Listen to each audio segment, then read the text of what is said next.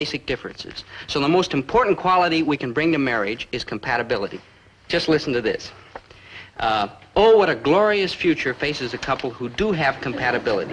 For compatibility... Mary Ellen, don't you want to learn about compatibility? All right, Mary Ellen, if you never want to get a fella, it's on your head. Dobie,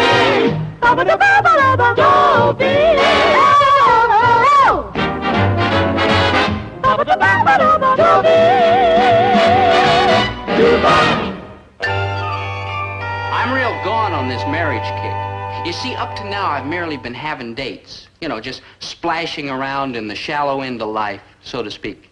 But pretty soon I'll be plunging into the deep end, marriage.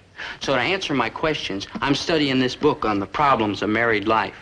I have to use a book because, well, just between us, I'm getting some awful peculiar answers at home. My mother, a nice, kind, uncomplaining lady. Uncomplaining? Well, nobody's ever heard her complain. And the reason is that nobody's ever there to listen. You see, she's only half of this happy family picture. Here's the other half, the empty chair or missing husband half. Mom says the last time she remembers Dad in that chair was when he sat there to listen to the election returns. And Wilkie lost. And Carter of Bison, we stick through thin and thick. We are better than streptomycin. When a pal gets sick.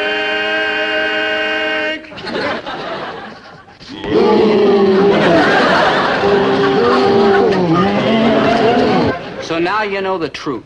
The powerful force that's kept my father's chair empty for lo these many years is the benevolent Order of Bison. Oh, I can't blame him for being such an enthusiastic member. After all, the lodge gives him a chance for a little pleasant relaxation and friendship. And furthermore, Zabinski, you have always been a chowderhead. Oh, yeah? Oh, yeah? Well, I might be a chowderhead, but you're a stupid chowderhead. Oh, yeah? Oh, yeah? Well, you happen to be a stupid, stubborn chowderhead. Yep, Mom knits and frets while Dad roars and bellows. You see, they haven't learned that without compatibility, marriage becomes shabby, tacky, seedy, washed out. You rang? Oh, hi, Maynard. Like, hi, good buddy. Hi. Oh, I checked through that book from Dullsville. Yeah, we're studying it at school in our senior problems class, marriage, courtship, and romance. The title sounds like wild, but it don't have much of a story. Maynard, listen. I'm reading this book because I want to be better prepared for marriage than my mother and father were. My folks are like a mess, too. Mine aren't a mess, they're just incompatible. And they don't spend enough time together to get compatible. Well, those are the breaks. But I live in hope. Hope that someday, somehow, something will happen that'll bring my father back to his home and hearth where he's so well beloved and away from the Bison Lodge forever. On this glorious occasion, leave me state that if I am elected to this high and noble office, I will increase the number of meetings to 3 or maybe even 4 a week, every week. And any guy who don't show up because his wife doesn't like the idea is a lily-livered coward, and we don't want him for a member anyhow. Oh, what a dilly of a meeting we had last night. A million laughs. Yes, you were still giggling when you got home at exactly 2:26 this morning. Oh, well, you never guessed what happened to me last night, so I better give you a hint. It's got You were nominated for Grand Bull Bison. something to do with me becoming a very important how did you know. It's happened this time of year for the past 9 years. It's only 8 years, and let's skip the whole thing. Hi, Mom, Dad.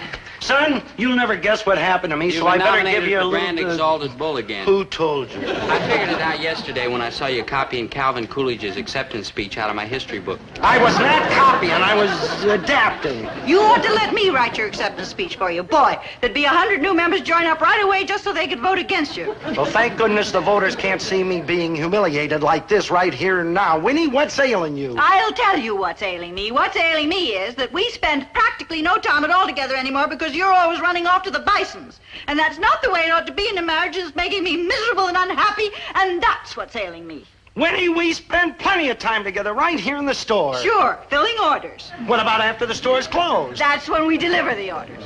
No, Herbert, be honest and admit, our marriage has lost its pep, its zing, its gusto. Marry me, Winnie Pooh, and we will laugh and dance and sing our way through life together. Whatever happened to those big plans, big talker? Can't you recognize a campaign promise when you hear one? Aha. You keep your aha to this. Herbert T. Gillis, I demand more out of our marriage than I've been getting. And you better do something about it. PDQ! It's heartbreaking to see anybody suffer like that, even parents. So I decided to move up the heavy artillery, namely me. Oh, I don't mean just me. I mean the vast knowledge I've acquired about marriage, courtship, and romance. Don't laugh. I read the whole book, didn't I? Get that rotten hunk of propaganda out of here before I use it to wrap fish heads in. Dad, how do you know the book won't do you any good? You haven't even opened it. Just check the size of the blame thing. I don't trust no book I can't get in my pocket. Dad, there's nothing wrong with this book. It just tells how vital it is to prepare for marriage. I mean, we prepare for a simple little thing like, say, a picnic. So why shouldn't we prepare for a whopping big thing like marriage? Because marriage is no picnic, that's why. Marital harmony, who's she? That's not what it means. Are you No, a good mate? What's that, some sort of an ad for a Lonely Hearts Club or something? You know, it's a test that tells if you're a good or bad husband. I can tell you that without any test. I'm a good husband. In fact, I'm probably one of the very best. It's your mother who does all the fussing. Oh, sometimes she's a troublemaker. Let's take the test, Dad. I'll mark down your answers. I can tell you exactly how it's going to come out, but go ahead. What's to lose? Oh, okay. Are you modest or egotistical? Egotistical? Modest, definitely. Why, I never claim to know more than your mother does, except when I actually do, and it's not my fault that that's practically all the time. Oh, yeah, are you overly critical of your mate? Positively no. I never criticize your mother unless it is absolutely necessary, and I'll cut that out just as soon as she shapes up the way I want her to. Next question. Are you physically attractive? Well, I'd rather not say. I'd rather you answer that question. And while you're at it, you might jump back up there and give me a double check on that modest bit. Are you selfish or unselfish? Well, this is where I have to admit that I'm not quite perfect. This may come as a shock to you, but sometimes I find myself being just a teensy-weensy bit selfish. So mark down 1% selfish and 99% unselfish. That's perfect, I guess. So shoot the next question to me, boy. You know, this is highly educational. Yeah, are you considerate or inconsiderate of your mate? Son, you know that I'm not one to brag. However, I feel that I can say without any fear of contradiction that I am probably one of the kindest, most considerate, let your mother get that out in the kitchen. Women nowadays don't have enough to do to keep them busy. We'll get on with the question about what a kind, considerate husband I am. Yeah. Hello? Oh, hello, Blanche. Nothing. Just cleaning up after dinner. What? An overnight bag? Yes, I have one I can spare. Where are you going? Oh, how wonderful. Well, then I better lend you my sandals and my bathing cap and other things that you can use at the beach. Oh, it's no trouble. I'll just put everything in the bag and you can pick it up on your way to the bus depot. Well, what's my score, huh? Yeah, hold on a minute, Dad. I'm still adding it up. Well, what's the highest anybody ever got? You know, this is probably a night for breaking records. There. Well, what is it, huh? According to the book, a score of 60 means a person's a real dud as a husband. 70 indicates he can stand plenty of improvement, and 80 means he's better than average. Keep going, boy. Tell me mine. Well, if my figures are correct, you're lucky Mom didn't leave you 3 days after you were married. Hey, what kind of a lame-brained game are you playing? Now, give me that book. Dad. Domineering, inconsiderate, hot-tempered. Hot-tempered, me? I am probably one of the kindest, sweetest, mildest-tempered husbands in town, and I'll clobber anybody who says different, including you. Now take this screwy book and get out of here before I forget you're my son and that I love you. Dad, out. Out! Excuse me, Mom. Winnie, we gotta do something about the things they're teaching our kids in school. Dobie just showed up here with some loony book that says that it's a miracle you didn't leave me. What are you doing? Packing my bag? What for? What does a person usually do with an overnight bag? Oh, come on now, Winnie. Don't try to scare me. I am not trying to scare you. Pass me those beach sandals, please. Beach sandals? Oh, you're running off to Bermuda or Acapulco or Honolulu or one of those places to make up for all the good times I promised you and then didn't give you. Oh, Winnie, don't leave me, Herbert, please. I am not leaving you. Yes, you are. I can feel it in my tired, guilty old bones. Herbert, I am staying right here. No, you're not. You're just saying that to make me feel good and because you feel sorry for me. This bag belongs to Blanche Ginder. She's visiting her sister up at the lake. See that? You feel sorrier for Blanche Ginder's sister than you do for me. Feel sorry for me, Winnie. I'm your husband. Herbert, the neighbor. Oh, blast the neighbors. Oh, Winnie, I'll reform. I promise. I'll be a new Herbert T. Gillis. I'll get rid of the old one. Dad, you want me to get that book for you?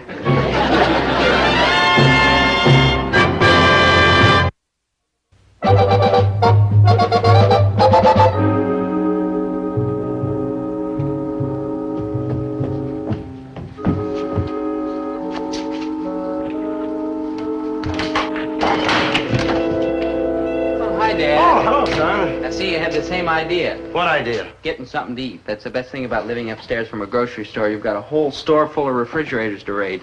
Come on. No, son, no, that's not good thinking. I mean, eating in the middle of the night, you get bad dreams. Huh? So how come you're doing it? So I like bad dreams. Well, good night, boy. Dad, all I want's a glass of milk. We're all out of it upstairs. Milk?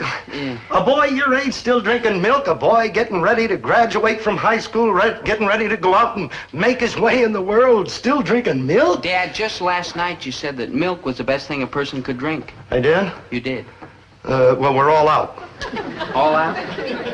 Dad, the milkman delivered 6 cases this morning. I drank it all. 6 cases? Didn't you just tell me that I told you milk was the best thing people could drink? Oh. Well, Well, I guess I'll turn in, Dad. good thinking. Good night, Yeah. boy. Night, Sleep Dad. well. Night. And, Dad, don't be embarrassed about that book with the icicles on it. I think it's wonderful that a man your age is still willing to learn. And, Dad, you're going to make it. You can teach an old dog new tricks. No offense. No offense, son, but how's that book going to help me be a better husband? Well, Dad, it's all right in here. Because I want to, Dobe, you know. I love your mother with all my heart. That's good, Dad. Yes, sir, I really love her. And she's a hard worker and a good cook. Hard worker, good cook. Yeah. How about her eyes? Eyes? Oh, beautiful, beautiful. And her hair. Beautiful, boy. And her smile. Gorgeous. And do you know why? Because she's got a great set of teeth. Why, do you know, Dobe, your mother hasn't cost me a penny in dental bills since the day we got married? That's very romantic. Yes, sir, and that's something for you to remember when you start getting married, boy. Mm-hmm. Take a good look at the girl's teeth. You know, give her something hard to chew on, like peanut brittle, something like that, Yeah. and then watch real close and see if she really puts her jaw into it. Why, I had a friend, Fred Krausmeyer. We went to high school together, see, and he married a girl, and inside of a month, she clobbered him with $1,000 in dental bills. Yeah. She'd been saving up Yeah. cavities for years, just waiting for some poor slob like Fred to come along. Dad, all I hope is that it's not too late. What? Maybe this book can still help you. I don't know. What are you talking about? It's what you're talking about. I ask you why you love Mom, and you tell me it's because she's got a good set of teeth. Oh, she has. I've seen her bite clean through a Yeah, chicken don't you bone. love Mom because she's faithful, because she's devoted, because she's been your companion and friend for years and years, sharing your pleasures and your trouble, taking the bad with the good? Well, of course I do. Then why don't you show it? I'll tell you why. Because I'm a no-good, inconsiderate lout. No, Dad, look. Yes, I am. Don't try to Yeah. make me feel good. I'm selfish and thoughtless and inconsiderate. A lout. Dad. Why, for years I've had the love of that marvelous woman upstairs with that sensational set of teeth. And how have I repaid her? By grouching and grumbling and carrying on. And at night when I should be home, holding her hand and discussing our mutual problems. Where am I? Down at the Bison Lodge, chalking up a snooker cue, or snorting and bellowing and carrying on like some kind of a nut or something. That's true, Dad. It is? You just said it, didn't you? I know, but I was kind of hoping you wouldn't agree with me. Dad, you're not a bad man. No, I'm selfish. Well, a little. I'm thoughtless. Well, yes. I'm inconsiderate. Well, yes. So I'm selfish and thoughtless and inconsiderate, but I'm not bad. That's right. Does that make sense? Look, what I mean to say, Dad, is that basically you're all right. I know you love Mom, and she knows it, too. Oh, I do, boy. I've loved her ever since the first time I clapped eyes on her was in a beauty contest in high school. Oh? Mom won? No, she came in 27th. But there were 29 girls in the contest, and I fell right in love with her. After all, I'm no Rock Hudson myself, you know. True, Dad. No offense. No offense. But I do have a nice smile, don't you think? Yeah, I don't know, Dad. I've never seen it. Well, I'll make one for you. Very nice, Dad. Very nice, very nice. Now, if we had more smiles and less of that, things would be a lot better around here. Oh, I don't want to argue with you, boy. I want to be a good husband, but how's that book going to help me? Well, Dad, it's all right here. I know, but that's a pretty big book. Couldn't you give me a couple of for instances? All right, Dad. Good. Let's see now. For instance, here. It says, always show interest in the things your mate's interested in. Now, what's Mom interested in? Talking. All right, so talk to her. And Miss Television? You see, Dad? You're right. What else does it say? Oh, well, it says, let's see, it says, always accept constructive criticism from your mate. Constructive criticism. Yeah. And not only Miss Television, but breakfast, lunch, and dinner, too? Dad, it's no use. Forget the whole thing. This book's not going to help you. No, boy. I really love your mother, believe me, and it ain't just her teeth. Uh-huh. You'll really study this book? Oh, I will. And you'll do what it says? I promise. Dad, I believe you. Son? Yeah, Dad? You're all heart.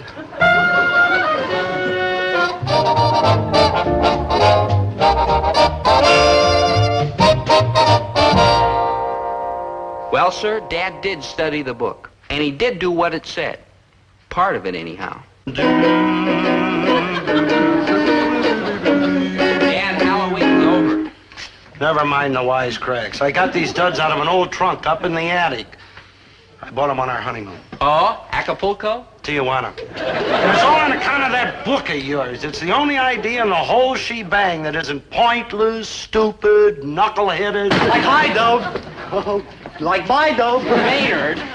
Maynard, it's only my father. Well, those are the breaks. What are you made up for, Mr. G? Halloween's like over. One more remark like that out of him and out. I wouldn't say nothing about your clothes. I like them. See, I told you he was going to make some kind of a dirty crack. What about the clothes, Dad? Oh, well, it's kind of a surprise for your mother. You know, that book you gave me, it says that we should try to recreate the atmosphere of the courtship. Oh, Courtship? See, No, don't go to court, Mr. G. Ouch. You don't have to go to court. I mean, they can't pinch you for wearing them clothes, no matter how screwy you look. I mean, they can't drag you into court for anything you wear, as long as you wear something. Yeah. I know. They keep trying to run me in.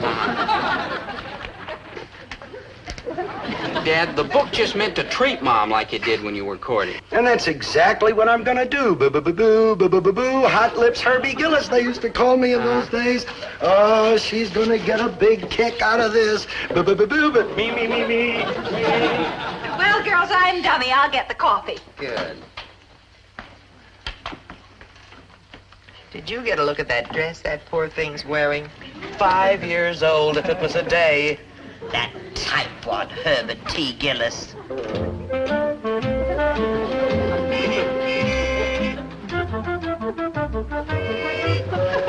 I love you.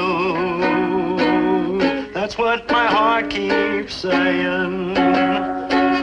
While every breeze is playing our Cuban love song. Boo, boo, boo, boo, I love you. For all the joy you brought me, a lovely night you taught me, our Cuban love song.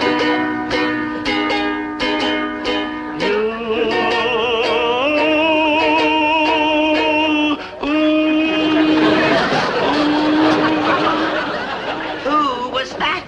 You know perfectly well it was my husband, Herbert. Oh. Don't you oh-ho-ho-ho me. I know what you're all thinking, and it just isn't so. You can tell us, dear. What is it? Horses? Poker? Belting the grape, another woman. It's none of those those things. Herbert acted sweet to me because he loves me and he wants me always to be happy, and that's all there is to it. Sure, Winifred, sure. Well, it's true. He's not going to the bison meetings anymore because I complained to him that he was spending too much time down there. You mean a bison gave up his lodge on account of his wife? Huh? Ha! He hasn't been there in over a week, and I know, because he's been taking me out every night.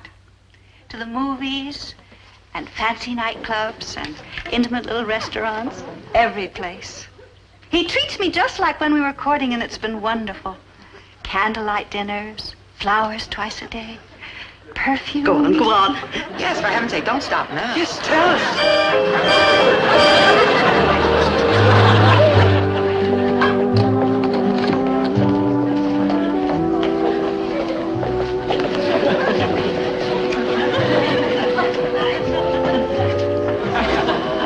Oh, you doll.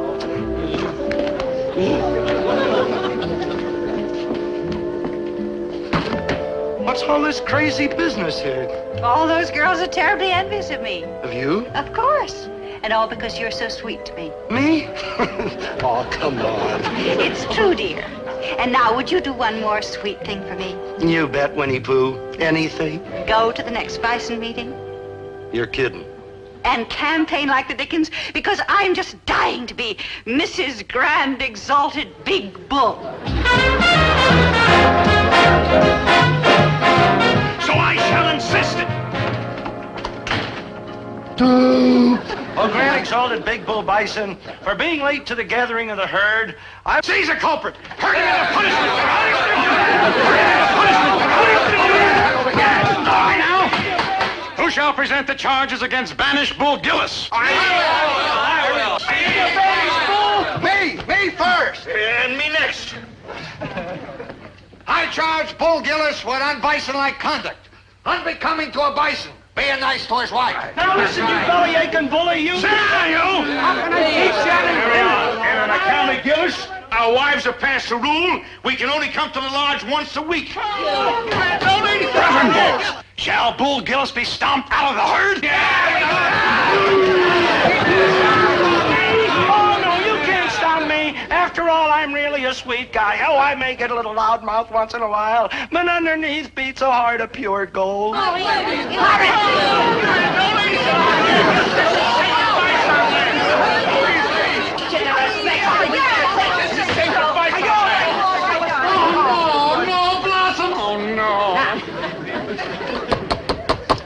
Us bison wives heard what you said about Herbert T. Gillis. Now, this wonderful man brought us out of the wilderness and made us bison wives realize what charming, what fascinating, what beautiful and attractive women we are. Hooray! Everybody in favor of Herbert T. Gillis for Grand Exalted Big Bull, say aye. Aye! Mr. Gillis is the new Grand Exalted Big Bull Bison. How does it feel getting hugged by the Grand Exalted Big Bull Bison? Exactly like being hugged by Hot Lips Herbie Gillis. This meeting is adjourned till the next meeting, except for one thing. All members, married and otherwise, will report here next Thursday night. I'm going to give lessons.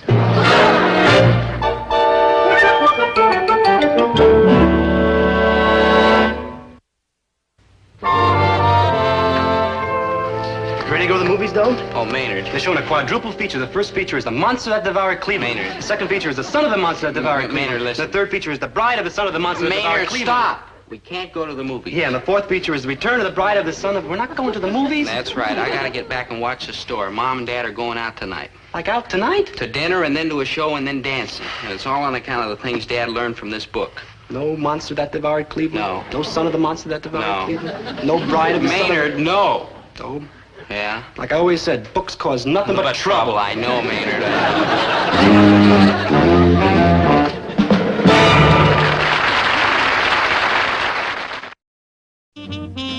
Number. M. Here she spins again, and it's number 62G. 62G. Now have a little spin and watch out, watch Hi, out. Mom. Well, we It's dinner. Quiet, dear. Oh. 42O. Dad, what's going on? Ooh, your mother doesn't have time for a little thing like her family. How She's about too that? busy with her contests. Now, here we go again, and let's hope it's the lucky number for you. Yes, sir. Winifred! What happened to the sports page? Oh, that's what was on the back of the entry blank for the contest to name the new colt of Nathan the Wonder Horse. Oh, it's time for the Name the Melody contest. Dobie! Ba-ba-da-ba-ba-da-ba. Dobie! Ba-ba-da-ba-ba-da-ba. Dobie!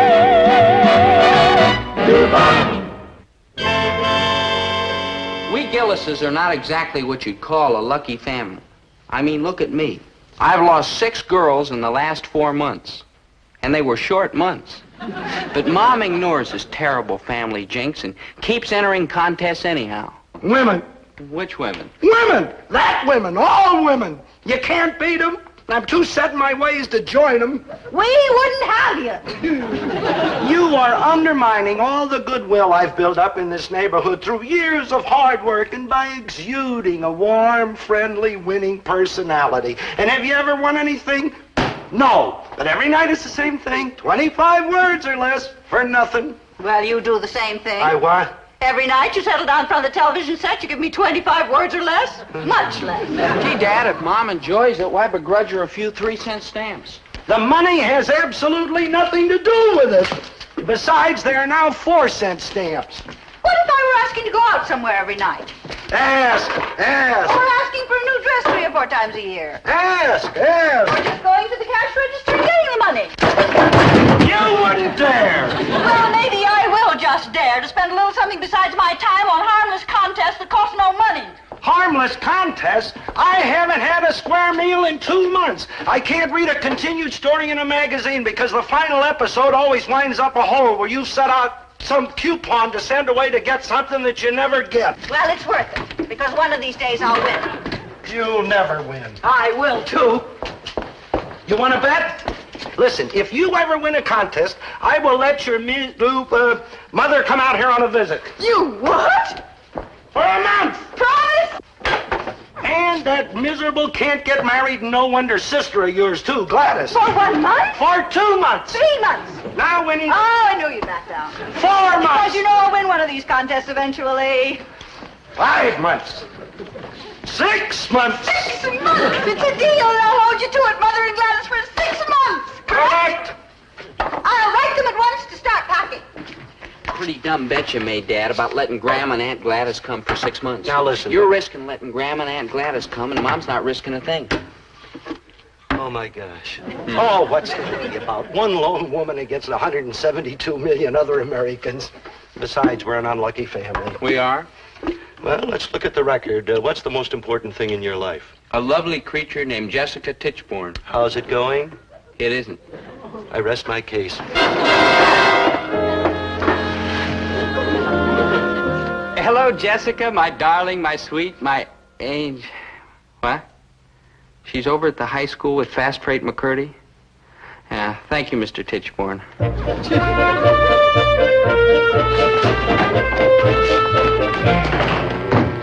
No. Oh, now, why? will you please stop following me around? Oh, why, Jessica, baby? I've been telling you for a week. Oh, why, Jessica, baby? Because of all the boys I know, you're the most dismal, boorish, dreary, unappetizing. You rang? Quietly. Like Ido, what you doing? Shh. What fun is that?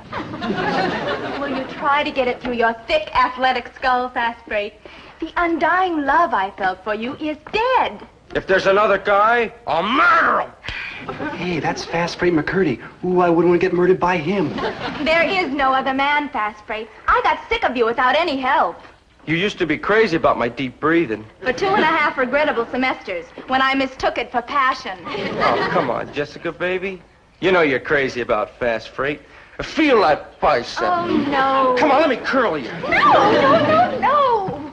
Now, It just no longer gives me that fluttery, buttery, stuttery feeling. Give me the stomach with all your might. Come on. Never again, Fast Freight.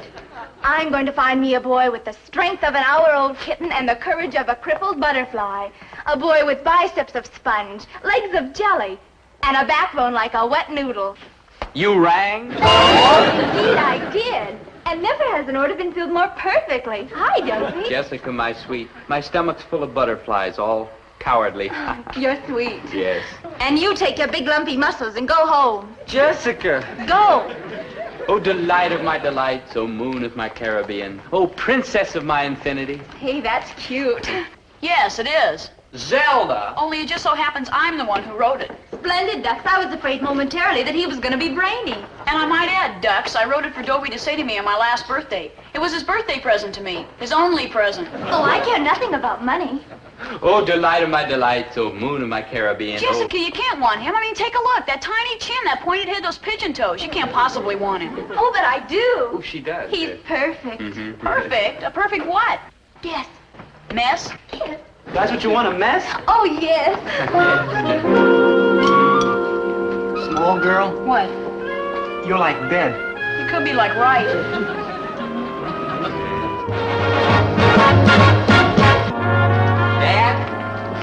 Dad, at last I found her. Jessica Tichborne. Well, if she costs anything, lose her. Look at this. Bills, bills, bills.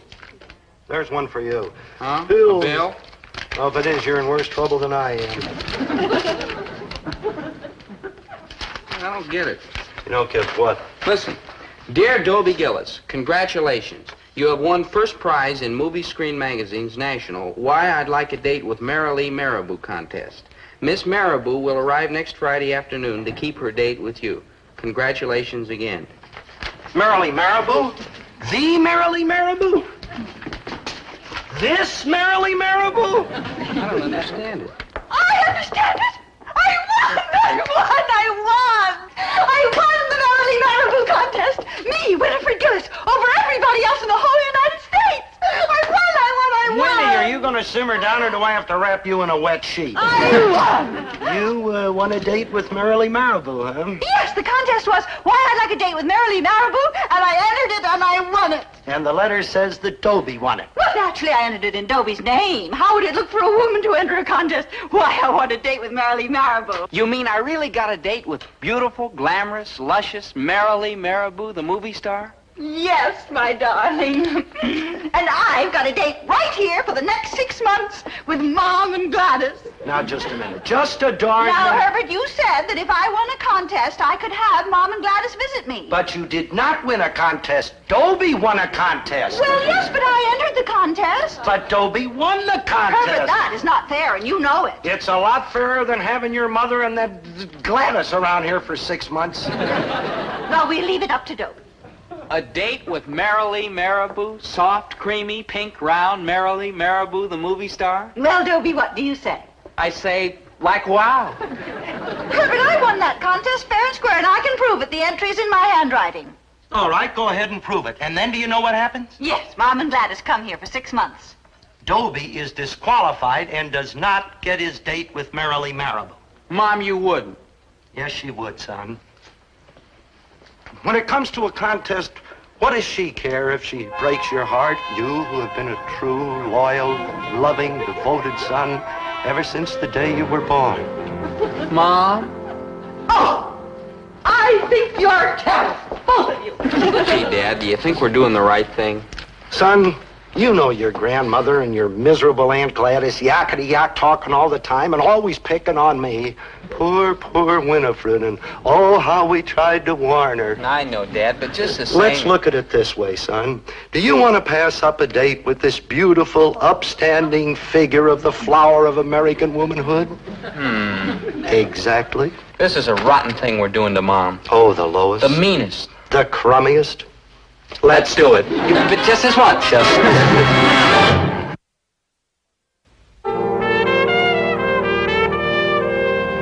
Ah, here I am, my dearest, to sing you songs of love. Oh, delight of my You're delight. late, Dobie.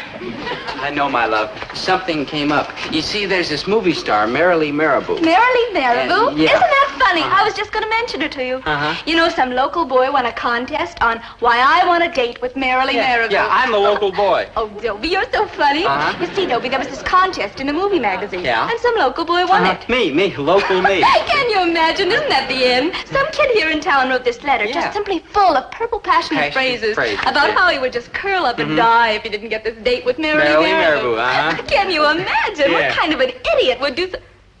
Local you! Yeah. Dobie Gillis, you awful, hateful, terrible boy. Jessica, it's only one date, one local date. One date, and I spend the rest of my life getting laughed at by everybody in this town.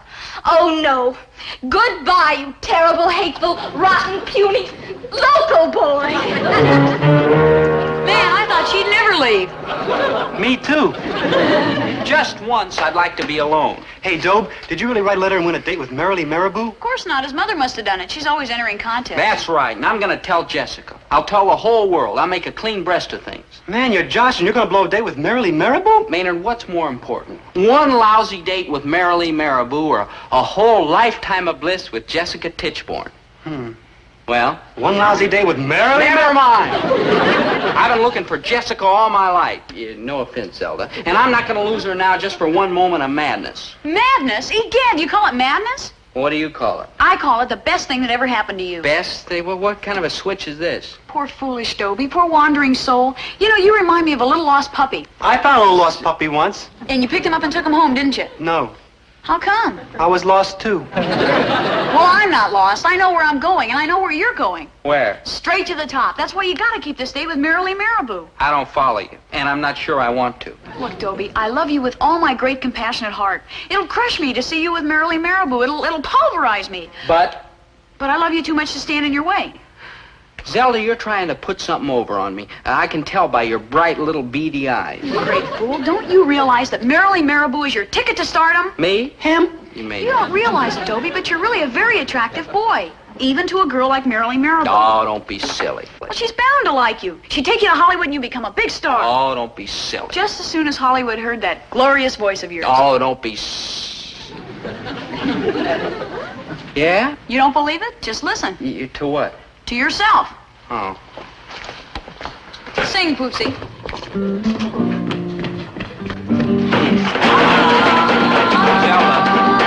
Zelda, Maynard.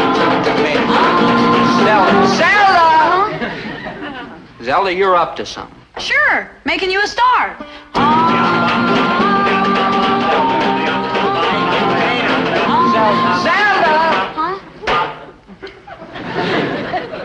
Zelda, you love me. You don't want me to go to Hollywood. That's how much I love you.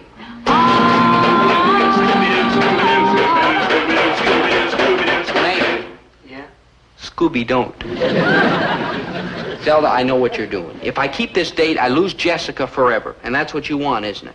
Dobie, concentrate. You keep this date with Merrily Marabou. She will be enchanted by your clean, pure good looks, as who would not? Then you will sing for her. She will flip her entire skull, as who would not? She will take you to Hollywood and introduce you to big producers. You will become a star of stage, screen, television, radio, records, and supermarket openings. You will be the idol of millions, especially girls. You'll be the sensation of the nation. Sweet guy can't be brave and bold, but give me a girlie with a smile so curly and the old moon is shining brighter. Show you what this boy can do. I'm a lover, not a fighter.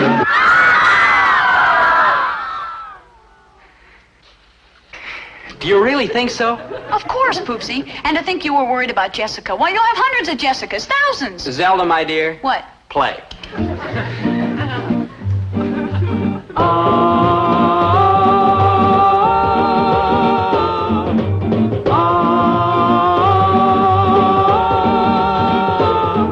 I tried to write a letter to whom it may concern. With these problems hurting me, I don't know where to turn. If you're the guilty party, I wish you'd tell me why. You wanna shoot your missiles at my friend up in the sky. Don't shoot the man in the moon, oh no. He's gotta keep shining in June. Shoot at the stars, send your rockets to Mars, but don't shoot the man in the moon. What would a summer night be without him smiling down? And if you're gonna shoot at him, he sure won't stay around. He'll leave us all in darkness, and won't that be a shame? You'll have to kiss by satellite, and that won't be the same. Don't shoot the man in the moon, oh no. He's gotta keep shining in June. Shoot at the stars, send your rockets to Mars, but don't shoot the man in the moon. Don't shoot the man in the moon. Don't shoot the man in the moon. Don't shoot the man in the moon.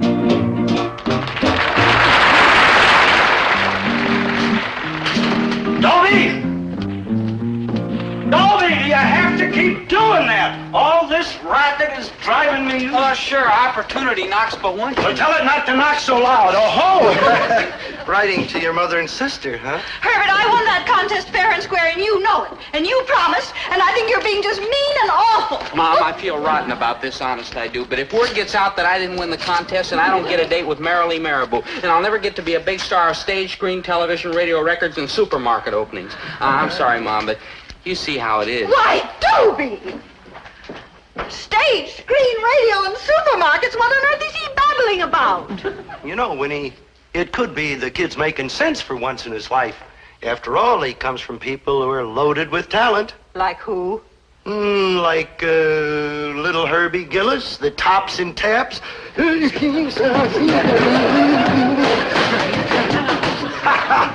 Hey, you know, I've been thinking. You are loaded with talent. Yeah. And you know, I think after we get out there to Hollywood, it might open up a whole new world for us. After all, I've conquered the grocery business. Why shouldn't I take on a new career? Get this. Edward G. All right, watch yourself, say. I'm out of Beyonce, say. Because I'm Little Caesar, say. Jimmy Cagney. All right, Louis, you rat. Drop the gun. Louis, you killed my brother, you rat. Lionel Barrymore. Your Honor, you can't send this boy to jail for that. She always was jealous of my talent. Maynard, think of it. In just a few minutes, I'll be meeting America's dream princess, gorgeous Marilee Marabou. Yeah, a date with a chick like that is with all the trouble a fella could go through in his whole life, even longer. True. Hey, Dob, how come you're wearing the tie and the shirt and the coat and all like that? For Marilee. And you got your hair all slickered down. For Marilee. And you polish your sneakers. They're shoes and they're for Marilee. And you did all that just for her? Sure. Man, if that's all the trouble you got to go through to get a chick, I'm going to stick with marbles. Just wait, Maynard. Someday you, too, will know the ecstasy that I will soon share with Marilee. The two of us alone together, hand in hand, drifting through the long, lazy, quiet hours. No, you'll get to talk to her. Everybody will see her now. All right, where's the kid? Where's the kid? The kid, I want the winner. What's his name? Gillis. Yeah, Dobie Gillis. Dobie Gillis. That's Dobie with a B. Dobie with a B. Dobie. You're the kid. Fine. On the photographer's set. Sir, good. This isn't my date with Marilee Marabou, is it? I mean, after all these people go, we're going to have some time, just the two of us, Marilee Marabou and me, alone together, aren't we, sir? What are you, some kind of a nut or something? We have to catch the 4:30 plane to Cleveland. Are the newsman set? Well, that's 8 minutes. You set? Sir.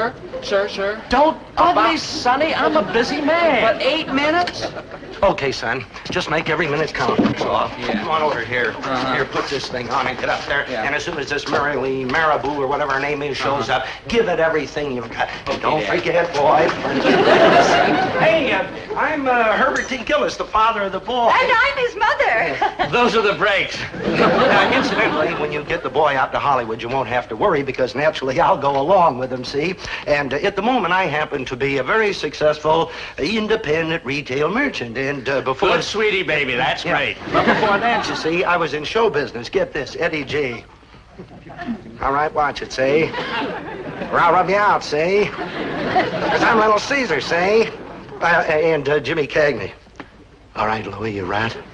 things that I did. All right, now, I like the first one, see? I said I like the first one.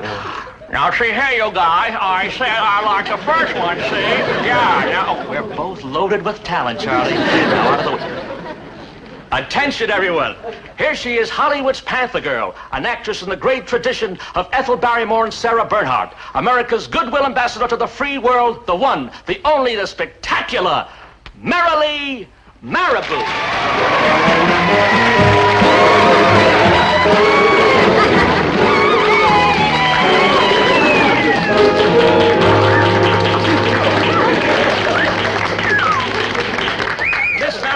I want you to meet the lucky young man who wrote that touching letter that won him a date with you today. Oh, delight of my delights, oh, moon of my Caribbean, oh, princess of my infinity. Come on, get up there and sing, boy, sing. Yeah. Now, Marilee, tell the folks how happy you are to be in their lovely little town. And how much you enjoyed making your last picture, the bud and the unbud.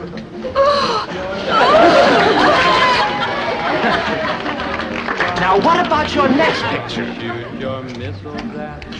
It's called Bloom. I play an atomic scientist. Oh, no. Oh, it sounds wonderful, wonderful. Now I want you to blow a kiss to, what's his name? Gillis. Yeah. Dobie Gillis. Dobie Gillis. No, Dobie with a B. Dobie with a B, because this must have been a high point in this kid's life. Love you. Love you. Marabou. Now say goodbye to the nice people. Nice people. Miss Marabou. But I didn't even get 8 minutes.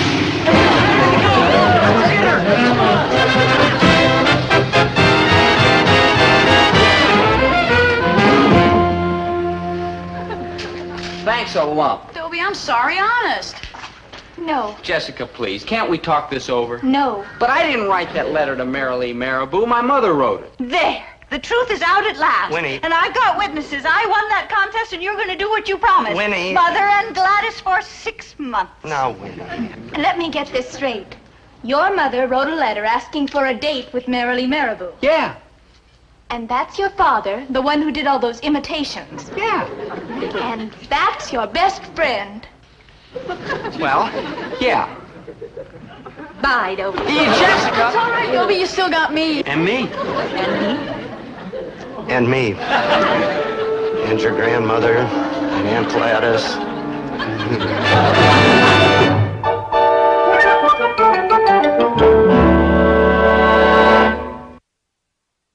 Oh, in all this rain, where can Mom and Gladys be? Their train was due in half an hour ago. I told Dobie to drive home slow. Worried about Mom and Gladys? Stalling till I have to look at him. Yeah! Oh, here they are! Lovely to see you, darling.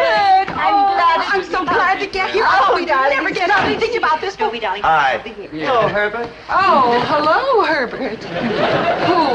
Poor Winifred. How we warned her. What did I tell you? Poor Dad. Maynard, it was awful last night, the way Dad got roughed up by Grandma and Aunt Gladys. And all on account of those contests. Why do people let contests run their lives? I mean, Mom and Dad were... Maynard, what are you doing? Maynard? I would like to visit the Okefenokee Swamp in 25 words or less by Maynard G. Krebs. I would like to visit the Okefenokee Swamp because it's one of the friendliest swamps in the whole state of Minneapolis. The Okefenokee Swamp is also full of friendly alligators and friendly snakes.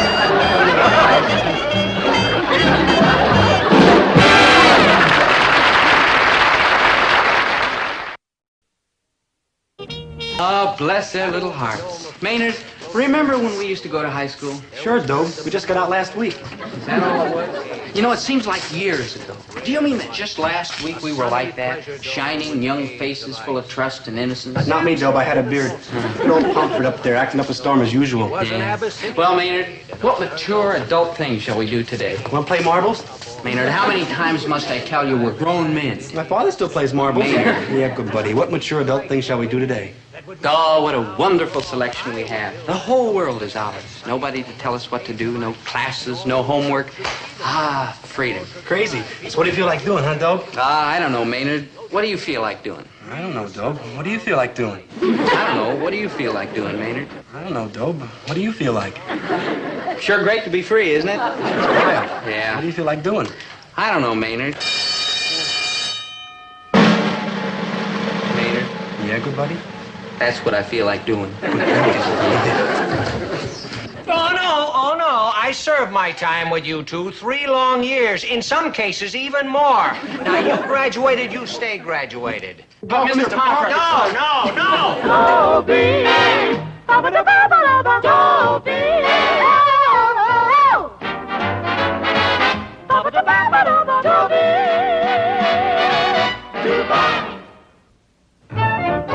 They say when a convict's released from prison, his first impulse is to rush right back in. That's kind of the way I felt about high school. It used to be I couldn't wait to get out. But now that I look back, it seems so safe and secure. I mean, there was always somebody to tell you what to do and where to go. Now I've got so many choices, I don't know which one to take. You know what I wish? I wish there was somebody I could talk to and get some good advice. Some wise old man. Well, I do know one person. He's not exactly wise, but I gotta give him this. He's old. Advice? You want advice? Just ask me anything, boy. That's what fathers are for. I appreciate that, Dad, but would you try to listen to me this time? What do you mean this time? Don't I always listen to you? I don't know. It's kind of hard to tell. Nonsense, boy. I can do a little work around the store and listen to you at the same time, so ask away. Well, you see, Dad, I've been thinking about my future. That's good, boy. Always remember that a stitch in time saves 9. The trouble is I can't decide what I want to do. Well, if at first you don't succeed, try again. For instance, should I go to college or shouldn't I? I'm not even sure I can get in, but even if I do, will I make it? Let's face it, Dad, I'm not exactly a brain trust. And yet everybody knows how important college is. Learning, my boy, is more precious than rubies. Do you mean I should go to college? But it's a wise man who knows his own limitations. You mean I shouldn't go? But a little learning is a dangerous thing. Dad, listen, please. What should I do? Do like I told you, son. These lessons I have learned the hard way. Take them. They are yours. Use them. Thanks a lot. Dobie, you know what I think? I don't think I helped you at all. Good thinking. You know, son, after all, I'm not the brightest guy in the world. True. Don't agree so fast. Oh, no offense, Dad. What I mean now is somebody extra wise, super intelligent. A kind of combination of Einstein and Plato and Baruch and Shakespeare. You rang? No offense, Maynard, but if he rang, never was there such a wrong number. Be like, thanks, Mr. G. What are you doing, Dob? Bugging your old dad about the future? Well, sort of. Yeah, I bugged my old dad all morning. No? What'd he tell you? It's hard to say, Dob. He left town. Good thinking. I hope he's going someplace warm. He left in his shirt sleeves. Dob, I don't want to pressure you, but if you really don't have any plans for your future, I got a plan here that just might interest you. Like what? Well, like this. Boy, is that dusty. It should be. I put it back there the night you were born. You know what's in here? Diapers. Gee, an ensign. Maynard. You don't see a lot of them no more. Maynard. And they're like rare. Maynard? What is it, Dad? Well, son, you know the sign out front that says Herbert T. Gillis? And the night you were born, I got thinking, hoping, I guess, that maybe someday you'd come in with me. And so I went out and got this painted. See, it's got the hooks on it, everything, all ready to hang up. And then it'd say Herbert T. Gillis and Son. Gee, I'm getting pretty misty, Mr. G. Dob, we could expand. I could buy that lot next door and we'll knock out this wall here and make a real market out of it. You know, fancy grocery department, a butcher shop, specialties, a real supermarket. Dad, I want you to know I appreciate this. Oh, no pressure. Anything you say is okay with me, boy. I'm just not sure is all. I hate to disappoint Never you. mind me. After all, boy, it's your future. Well, that's just it, Dad. Sure, I've thought about being a grocer, and maybe that's the way I'll end up. Gillis and Son. Right now, I don't know. I don't know what I want. That's why I'm looking for somebody who can give me some advice. Somebody really wise and intelligent and experienced. Man, why didn't you say so? Just follow me. I know just the cat.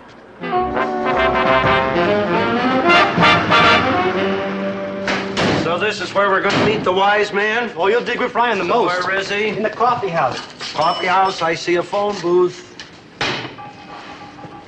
Like après-vous, Mr. G.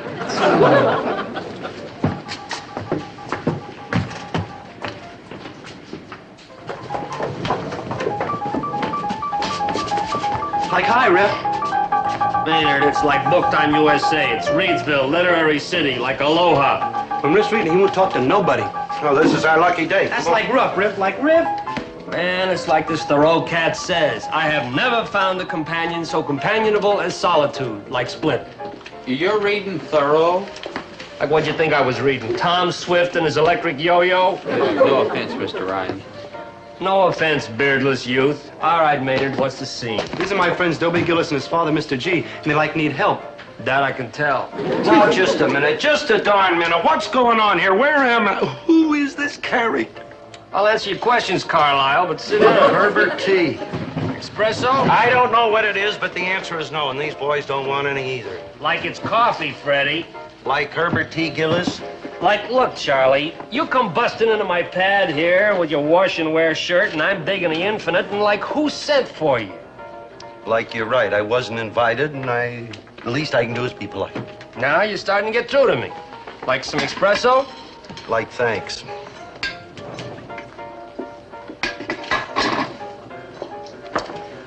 You know, with a little cream and sugar, this wouldn't be a bad cup of coffee. Now then, Orville. Herbert.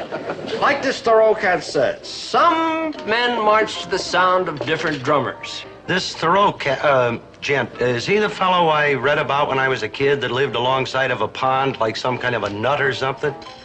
That's the question, Rodney. Herbert. Was Thoreau some kind of a nut, or was the rest of the world nuts? I mean, he didn't want to be chairman of the board.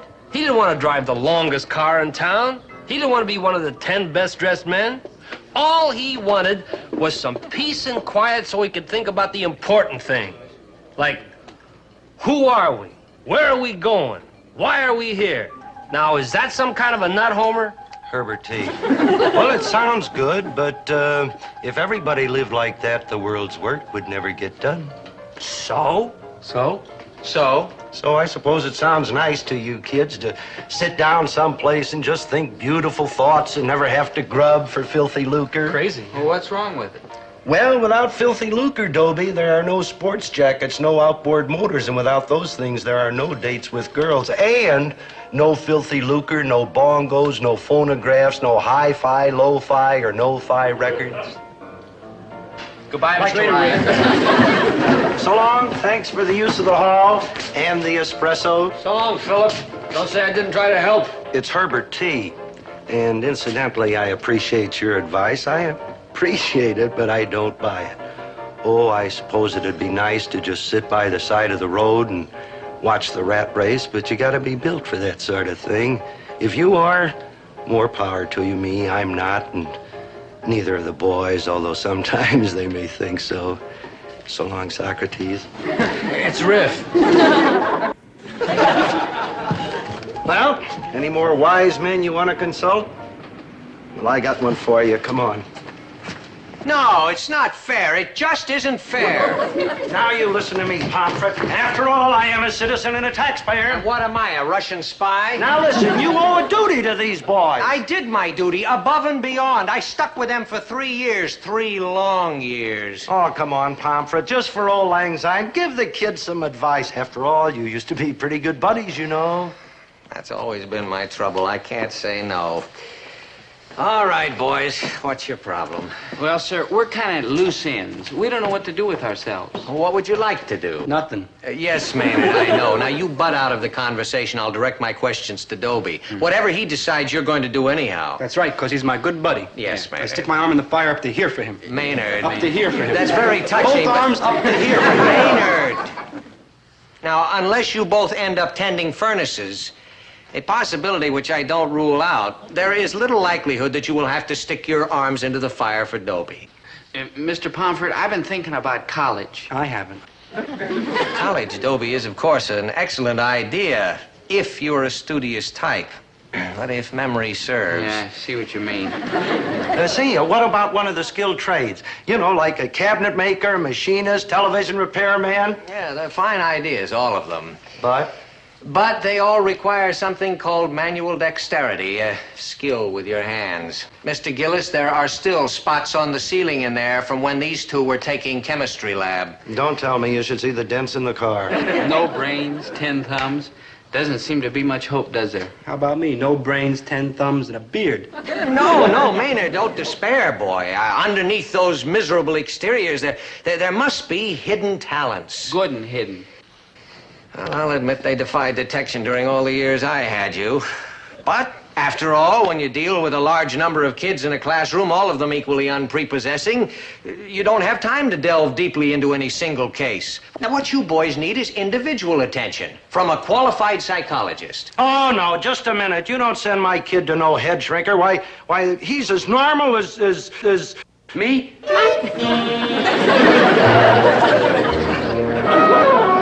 No, Mr. Gillis, I'm not suggesting sending Dobie to a psychiatrist. What I'm suggesting is a psychometrician. Man, them are the worst kind. Maynard, a psychometrician is simply a man who measures your mental capabilities, gives you a series of psychological tests which will scientifically determine your skills and aptitudes. Science, huh? With all those scientific gadgets and gizmos and stuff like that there? I believe they do have gizmos. Mm-hmm. You do that, boys. After all these scientists today, you know, with their sonar and zoom-r and all those electronic razzmatazz things. Will it, like, hurt? Oh, of course it won't hurt, Maynard. You just go down to the Psychological Guidance Center and take the tests. It costs $25. It'll hurt.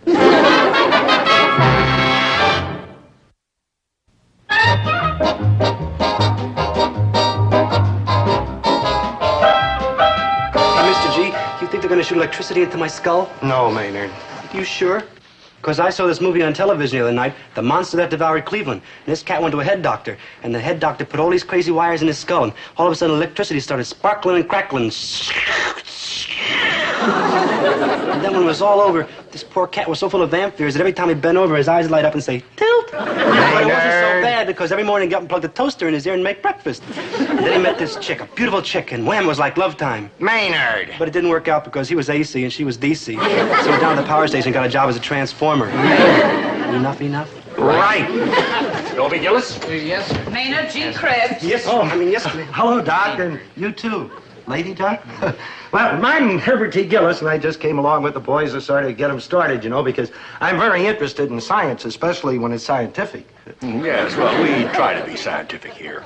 Oh, I knew that the minute I clapped eyes on you. What kind of tests are you going to give the boys? All kinds, Mr. Gillis. Mental, emotional, psychical. Yes, even some simple physical tests like hearing, vision, balance, smell. You see, what we try to do here is get a complete picture of the boy. If we could begin now. First, I'm going to give you what we call a free association test. Uh-huh. I'll say a word to you, and you reply with the very first word that comes into your mind. Uh-huh, yeah. Now, for example, if you say bread to most people, they say butter. Mm-hmm. If you say hot, they say fire. Get the idea? Yes, sir. Yes, sir. All right, here we go. Ready? Ready. Mm-hmm. All right. Blue. Girls. Did you say girls? Yes, sir. Yes, sir. Green. Girls. New York. Girls. Dobie. I say blue, you say girls. I say green, you say girls. I say New York, you say girls. What's the association? Why, it's very simple.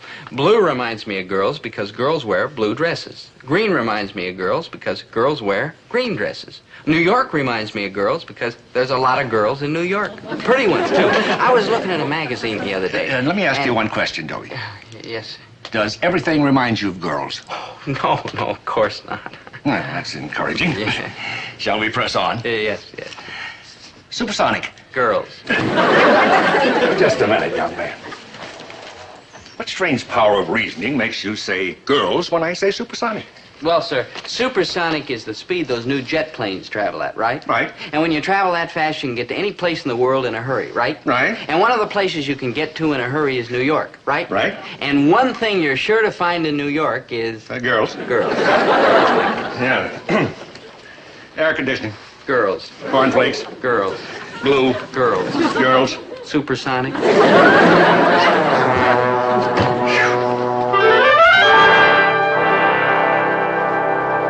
Oh, you promised, Doc. You promised. No electricity in the head. Now, Maynard, it's only a sound box, and all it does is make noises. Like a phonograph? That's right, just like a phonograph. Crazy. Now, what I'm going to do now is play a series of sounds, and I will slowly increase the frequency until you can't hear the sounds anymore. Now, you tell me when you can no longer hear. What? Now, a little higher. A little higher. You still hear it? Oh, sure, man. What a beat. All right, Maynard, we're going all the way. Wow. Now, Maynard, don't tell me you can still hear it. Are you kidding? Sure I can hear it. Maynard, that sound is so high that only dogs can hear it. I have some questions to test how mature you are emotionally. Who do you like and why do you like them? What are the values by which you judge your friends and loved ones? Are they childish values or are they mature values? This test will help us to find out. Yes. Now, if you had your choice, whose son would you rather be? Abraham Lincoln's, General Charles de Gaulle's, Gary Cooper's, or your own father's? Well, sir, Abraham Lincoln was a great man and a fine president, and it would sure be wonderful to live in the White House and meet all those important people. And General de Gaulle? Well, General de Gaulle's also a great man and a fine president, and I guess it'd be a big honor to be his son and live in Paris. Gary like Cooper? that, yeah. Gary Cooper's a wonderful actor, and I'm sure he's a nice guy, too, and of course it'd be great to be out in Hollywood with all those stars and swimming pools and like that. But I guess I'd have to choose my plain old father. Well, your sentiment does you credit, Dobie. Now, tell me exactly why you'd be willing to pass up all that glory and glamour to stick with your own father.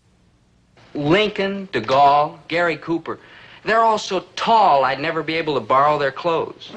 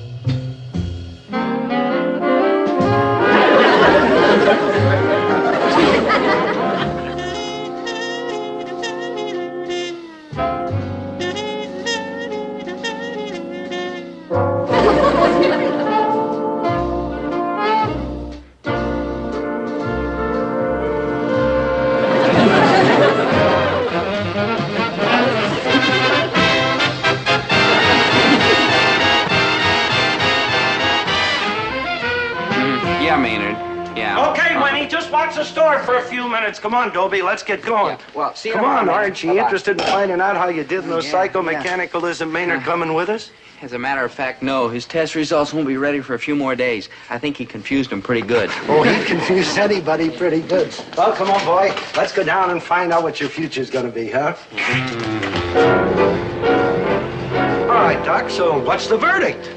I can't tell you, Mr. Gillis, not quite yet. What do you mean you can't tell me? You tested this kid upstairs, downstairs, and in my lady's parlor. You've had a full week to tabulate the results, and now you come up with, what's this baloney you can't tell me yet? Oh, we have the results all right, Mr. Gillis. They're all right here on this little card. On that one little card? Oh, yes, very scientific. You see, each one of these little holes has a very special meaning. So what do they mean? You'll know in exactly 90 seconds. Wow.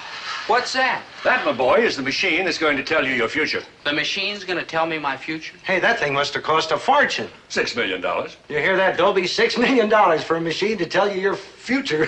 How's it work, Doc? Well, I feed the raw data into here. Then I turn this dial.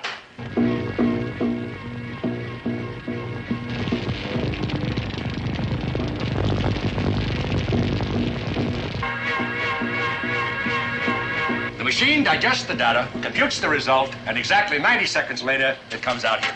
Oh, isn't this a marvelous modern age we're living in? Dad. Come on, Doc, shove in the boy's card. Let's find out what he's going to be. All right. No. What's the matter? You crazy or something? No machine's gonna tell me my future. Well, Dob, you hurt, man. It cost $6 million. I don't care if it costs 60 million, 600 million. No machine's gonna tell me what to do. My dear boy, all the latest scientific advancement has gone into the electronic computer. It's a machine with no human weaknesses. Never makes mistakes, never gets tired. It's infallible. It's still a machine, and I'm a fella. If anybody tells me what to do, it's gonna be another fella, not a machine. I don't understand you, Dobie. No, I'm not sure I understand myself. But this much I know. What I'm after is life, liberty, and the pursuit of happiness. And I don't care how smart a machine is, it'll never understand things like that. What does a machine know about the things I care about, like girls and water skiing and chocolate cake and liking people and having them like you? Dobie, if you don't want our help, why'd you come here? I did want your help, but I thought I was going to get help from real human people, not a machine. I'm not the brightest guy in town, but at least I got flesh and blood and feelings, not bolts and lights and wires like this monster. You let machines tell you what to do, the next thing you know, they'll be running the world. People will be obsolete. No thanks. I think you're making a mistake, Dobie. Okay, that's what people do. Make mistakes. They make mistakes and pick themselves up, dust themselves off, and try again. It's only machines that don't make mistakes. Well, you may be right, Dobie. I don't know. But I do know you've got a big decision to make. What are you going to do with your life? Well, Dad, you had the same decision at my age. What did you do? No, I didn't have to make the decision, Dobie. Uncle Sam made it for me. You were drafted? I enlisted in the United States Army, infantry. And from then on, Uncle Sam made all my decisions for me. You mean you don't think in the Army? Of course you think. You got lots of time to think. In fact, I think I haven't done as much thinking before or since. Hey, maybe that's the answer for me. Now, Look, Dad, I got to spend some time in the service anyhow. Why not enlist now? Well, Dob, you know I wouldn't knock the United States Army. After all, I was a first sergeant with the good conduct man. But why don't you wait till I call you? Because right now is when I need the time to think. Right now, when I'm all confused and don't know which way to turn. I don't know. Dad, the Army will make a man out of me, won't it? If anybody can. Well, maybe that's what I need. More maturity, more experience. Then I'll be able to figure out my own problems. Well, don't you want to hear what the machine has to say? Does that answer your question? Well, all right, son, if that's the way you feel. Yeah, that's the way I feel, Dad. Thanks very much for your time and patience, Doctor. I hope you and the machine will be very happy together. Dad? Yeah? Dad, where's the nearest recruiting station? Oh, fall in, son. Forward march. Hut, 2, 3, 4. Hut, 2, 3, 4.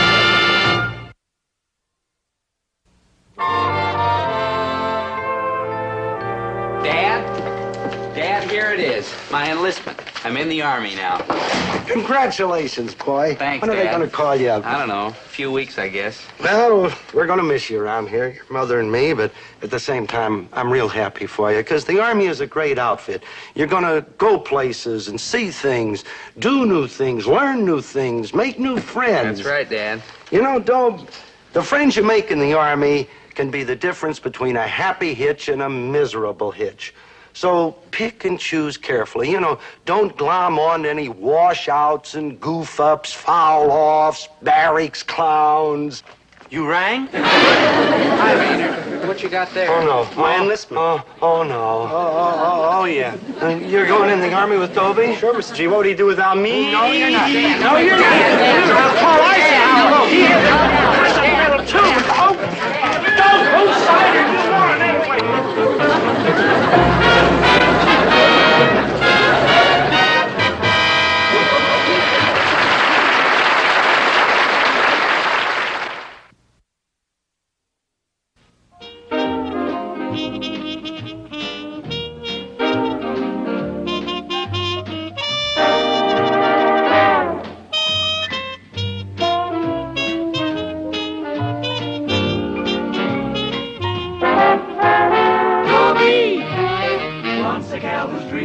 creamy Dobie wants a gal who's creamy Dobie wants a gal to call his own.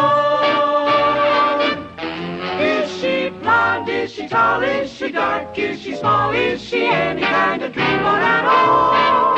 No matter, he's hers and hers alone.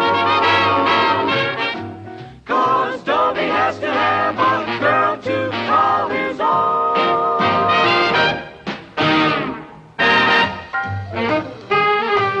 Khakis. Am I scared? Of course not. Oh, sure, I know the Army's no bed of roses, but it's nothing to be afraid of either. I mean, it's a thoughtful, reasonable organization run by thoughtful, reasonable human beings. Now, the next one of you yardbirds, which I find him out of line, is going to be walking sentry duty until he wears his feet down to the knuckles. You call that a line? The last line I saw that crooked was on the hind leg of a dog. Now, dress it up. Quiet, quiet, while I check this here roster. Hey, good buddy, I got like an idea. What is it? We develop a sudden attack of fat feet. Maynard. We take off our shirts and we got no backbones, only yellow streak. Maynard, quiet. Man, I'm Sergeant Floyd W. Ronk, and no wisecracks. And I'm here to see that you mutton-headed recruits get to camp the way you're supposed to. The last bunch of yardbirds, which they were supposed to get there themselves, climbed up in the wrong bus and wound up in a rutabaga patch in Akron, Ohio. You're now under military jurisdiction. And the first one of you which gives me any trouble is going to wind up being court-martialed as the first soldier ever to be court-martialed while still wearing civilian clothes. My poor Dobie. That sergeant's the meanest person I ever saw. Well, such a creature doesn't intimidate me. Of course, we Osborns are a fearless breed. Boo! Good. Great.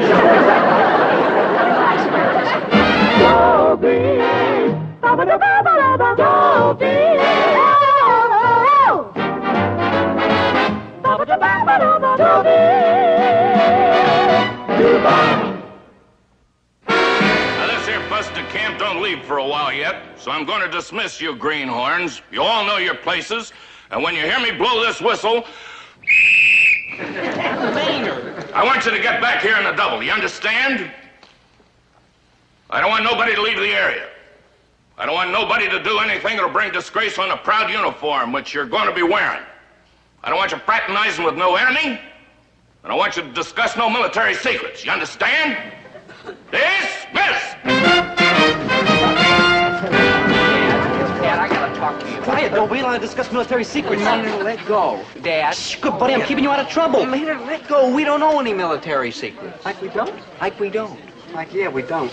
Dobie, don't you be afraid of that mean old sergeant. Ah, what reason would I have to be afraid of him? What's the matter? Wasn't you listening to him? First he growls like real mean. All right, you guys. And then he goes, Maynard, never mind. I shouldn't worry about that sergeant, chaps. I long ago learned how to deal with such persons. One simply draws oneself up and stares. They always go away. Very good advice, Chatsworth. But now listen to some real advice from a real veteran With the good conduct medal. Yeah, from WW2, the big war. Now, when you guys get into uniform, remember, keep your nose clean and your feet dry. feet clean, dry? Oh, Dope, I gotta get home. Maynard, what's the matter with you? I just remembered I forgot to turn off the water in the bathtub. Maynard, forget it. I already did. You know, I mean, your folks will turn it off. Oh, no, they went out of town celebrating. Out of town celebrating? Mr. G, if I was your son and I was going in the Army, what would you do? Get out of town and celebrate, no offense. Gee, Maynard, you can't go. The bus is going to take off any minute. So's my house. Maynard. I got the rowboat to be like Budsville, like Bido. Maynard! Maynard, what if he doesn't get back in time? The Army will celebrate. That bus leaves without him, he'll be a deserter. They'll shoot him. Now keep calm. There's nothing to worry about. Follow in, recruits. The bus leaves in 3 minutes. There's something to worry about. I gotta get Maynard. Dobie, you can't go. You have to go to the There's no sense in both of you going to the courthouse. But, Dad... And besides, with your luck, you'll probably wind up in the same cell with them. Hey, you soldier. You with the 3 chaperones and the weak chin. Get in line. Captain, may I make a statement? It's Sergeant and no. But me no butts, Buster, and clam up. You're Gillis, Dopey, huh? Hold it. The name happens to be Dobie with a B. Flat out, civilian. Now, just a darn minute. I happen to be the boy's father and a taxpayer and a veteran with the Good Conduct Medal. And what? Dismiss. Right.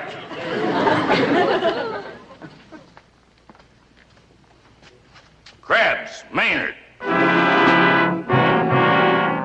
Krebs, Maynard. Krebs, Maynard. Krebs, Maynard. Failure to report. Absent without leave. Desertion. Brother, am I glad I'm not in his shoes. Sir, did you say Krebs Maynard? Yeah, where is that good-for-nothing deserter? Oh, he's here, sir. He's here. Well, then why doesn't he answer? Oh, well, he didn't recognize the name. You see, sir, he only answers to Maynard G. Krebs. All right, all right. Where's this Maynard G. Krebs? Oh, coming.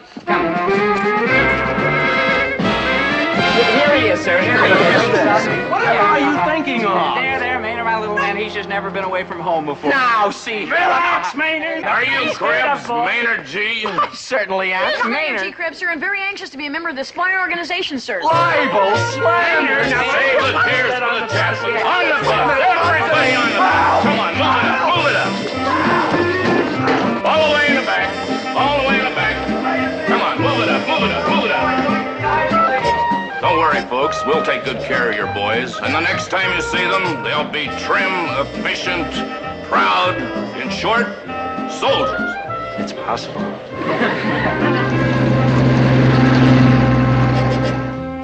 So that's how Chatsworth Osborne Jr., gentleman and millionaire, became Maynard G. Krebs, slob and pauper. I can't say that Chatsworth was entirely pleased about it. Help. Help. Let me off this vehicle at once. Help. Chatsworth, you can't let Maynard down now. What a bet. They catch him and punish him for what happened. You know what they'll call you? A patriot. No. Just let him think you're Maynard until we get to camp. Please.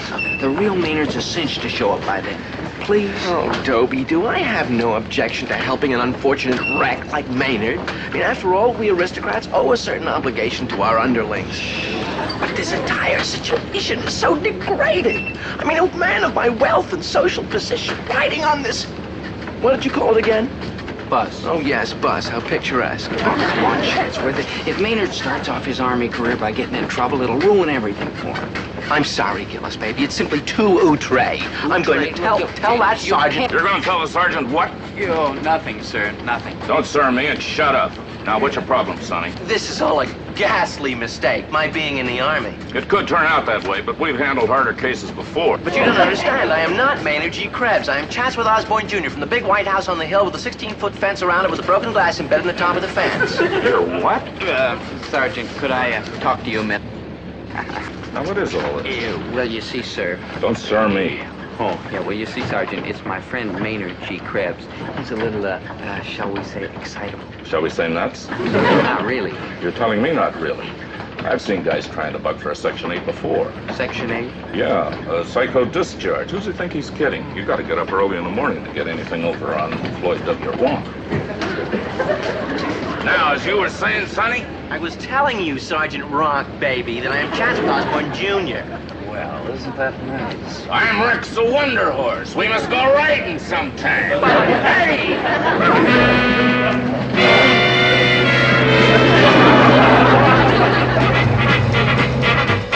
You gotta be kidding. Okay, Maynard, so we're kidding. The bus did not leave with Dobie and with that Chatsworth kid pretending he was you so you wouldn't get court-martialed. See, I knew you were just kidding. Maynard, now you listen to me. Dobie and Chatsworth are going to be in big trouble if you don't head straight for that induction center. Right, I'll drive you up in the truck. We can be there by morning. But if I go up there, they'll shoot me. Maynard. Oh, they put a blindfold over my eyes and a firing squad lines up and it's ready, aim.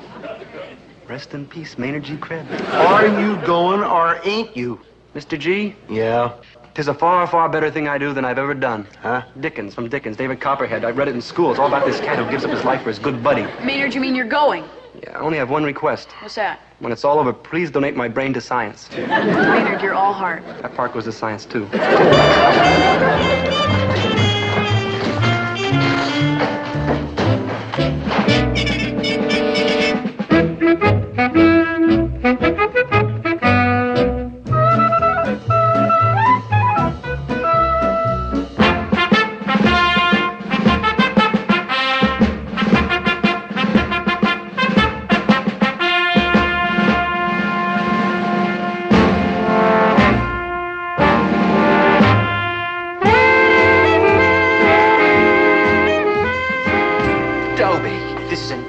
too much. I will not stand another minute of this indignity. Quiet, Maynard. Maynard! Oh, the shame of it. All right, you yardbirds, move along, move along. Close it up, close it up. Sergeant, my congressman is going to hear about this. In fact, I'll go even higher. I'll tell my mother. I am not Krebs. I am Chatsworth Osborne Jr. Still, don't you ever get tired of being Osborne Chatsworth Jr.?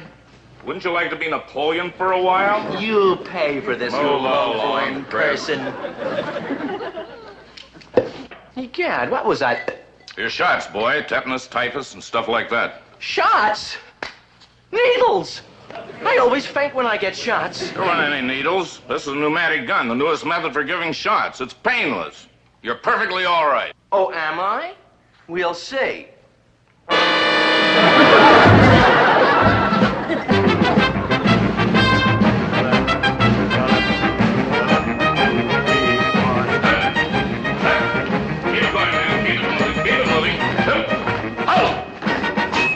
You're beginning to look like soldiers, but not much. Sergeant, oh, Sergeant. Whatever it is, Krebs, no. Oh, mice and rats. At ease, men. We'll call you when we need you. Dobie, how can you do this to me? I mean, we have been friends, after all, despite the difference in our stations. Have you never heard of playing the game? Sorry, Chatsworth, honest I am, but think what they do to Maynard if they find out. Think what they did to me. Poked and prodded and undressed and inoculated me. And the crowning insult of all these clothes. Gillis, baby, just look at me. If my tailor saw me now, he'd swallow a mouthful of pins. Chatsworth, be a good guy. Just stick with it a little while longer. Maynard's bound to get here soon. Not another minute. Gillis, Dobie, you're next. Sir, that's... never mind. Now, see... At ease, Krebs. The tests are about to begin. Tests? I shall not take any tests. I absolutely refuse. Okay, Krebs. You mean I don't have to take any? Not if you don't want to. I certainly do not. Good. Because I need a volunteer to clean out the garbage cans at the mess hall. Garbage cans? Yes.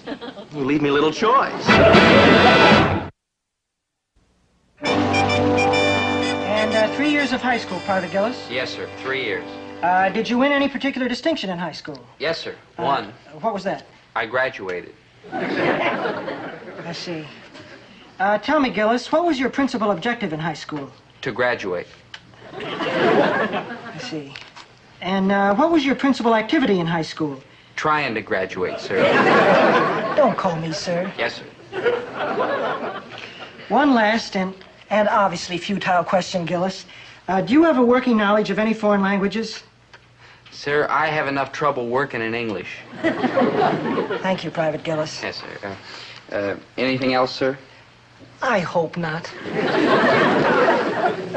Krebs, Maynard G. You're next, Krebs, or Osborne, or George Washington, or whoever you think you are now. Very humorous, I'm sure. Come on. Sit there. Watch this one. He's trying for a Section 8. Gotcha. Now then, Private Krebs. I am neither a private nor a Krebs. Look, Wister, you look like a moderately intelligent man. Will you get me out of these ghastly surroundings? Sure, boy, sure. Let me ask you a few questions first. For instance? For instance, do you have a working knowledge of any foreign language? Working knowledge? Oh, my dear chap, I can pass for a native in all the capitals of Europe and the Orient. I see. Do you speak French? Mais naturellement, mais oui, rigolo. J'ai passé toutes mes vacances depuis mon enfance sur la Côte d'Azur. You do speak French? Of course, doesn't everyone? Well, how about Italian? Ah, Italia! Quante notte che non passeggio sul Rialto ad ascolto alla musica della gondoliere al chiaro della luna. Well, how about German? Die Grünen Ufer des Rheins, die Oldenburgen, der Schwarzwald, die Trinklieder von Alt-Heidelberg. Trink, trink,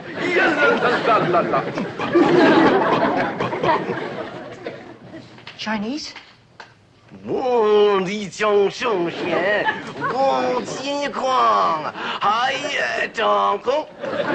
And that's an obscure Mandarin dialect. Mr. Krebs, please. Oh, please stay with the Army, sir. America needs you.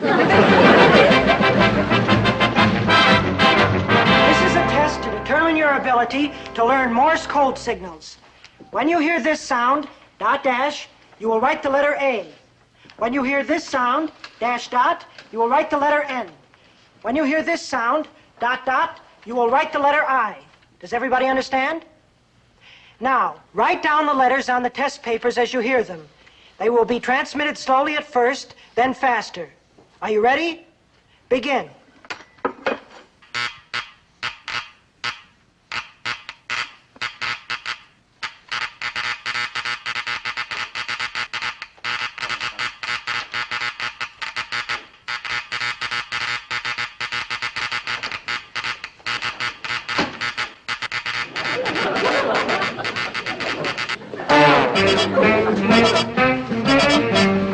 Babs, where did you learn to do Morse code like that?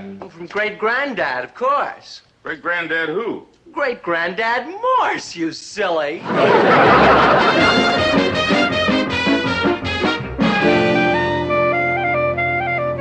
Soldier, I'm Dr. Worthington, and it seems we have a little problem. Oh, if you care to tell me about it, perhaps I can help you. No, you have the problem. Wait! I am wealthy, talented, debonair, charming, appealing, suave, and brilliant. Where's my problem? Aha. If you really believe that, then you are exhibiting the classic symptoms of, well, it's a medical word that would be meaningless to a layman. I presume you're referring to megalomania, a word which I must point out is completely inapplicable in my situation. Very interesting. And just why is the word inappropriate in your case, may I ask? Certainly you may ask. How else will you learn anything? Always eager to help. Now, the term megalomania refers to a species of mental aberration characterized by delusions of greatness or exceptional ability or extreme wealth or power. Am I not correct? Of course I am. The question was merely rhetorical. Now, the key word in the description I just gave you is delusion. I referred to delusions of greatness or extreme wealth, you'll recall. Of course you do. Now, follow my reasoning on this point. I think you'll find it rather edifying. It's a technique I absorbed from the great Professor Gestalt of Johns Hopkins. Now, a delusion of exceptional ability or great wealth means that such a quality does not exist in the person who claims it. True? Of course it's true. But I do possess exceptional ability. Check my IQ. And extreme wealth. Consult Dun & Bradstreet. And great charm. Ask any woman. So we have not here a question of delusion, but a verifiable fact. I rest my case. Very enlightening, Private Krebs. Naturally. And the name is Osborne. It's the Army that is suffering from delusions. You mentioned Professor Gestalt. Do you know him? But of course. Mumsy will have her neuroses treated by no one else. The Professor Gestalt? Professor Hugo Gestalt? Good old Hugh. A brilliant man. Brilliant. An atrocious croquet player, and he eats like a horse, but a superb scientist. Krebs, do you really know the great Gestalt? The name is Osborne, and yes. Well, Osborne, I really don't know just how to put this, but... Don't hem and haw, Sigmund, baby. Get to the point. Well, what is Professor Gestalt's real views on the dispute between Young and Advert? I mean, as regards the field theory of... The field theory of motivational Yes. theory. You know, it's very interesting that you should ask that, because just the other night when old Hugh was over to dinner at the house, along with Professor Grogarty. Professor Grogarty! Now remember, Maynard, when you sneak into that camp, you gotta make out like you've been there all the time. Don't worry, Mr. G. I'll remember. And remember to say you came up on the bus with the other recruits. I'll remember. And don't get excited at anything they say to you. You've missed a lot, and you're gonna have to fake it. I'll remember. Good. Now let's go over the strategy again, Maynard. Repeat to me what you're going to do when you get to camp. Forgot? Good thinking.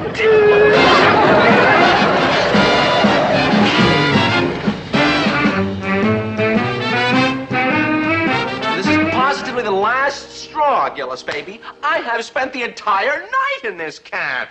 And that oaf Maynard has failed to show up. Well, I am going to disappear. Poof. And let the chips fall where they may, preferably on Krebs. No, I won't try to stop you, Chatsworth. I guess the whole scheme was just too ridiculous and impossible and hopeless. You rang?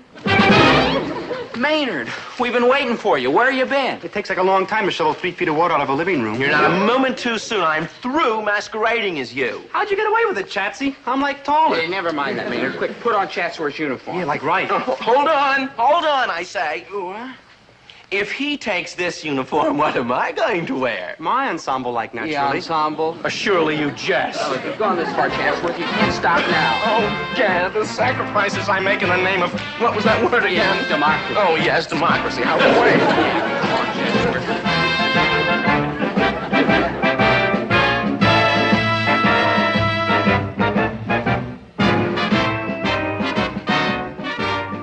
Maynard, Chatsworth, aren't you ready yet? Chatsworth's like Bashford. Oh, how humiliating.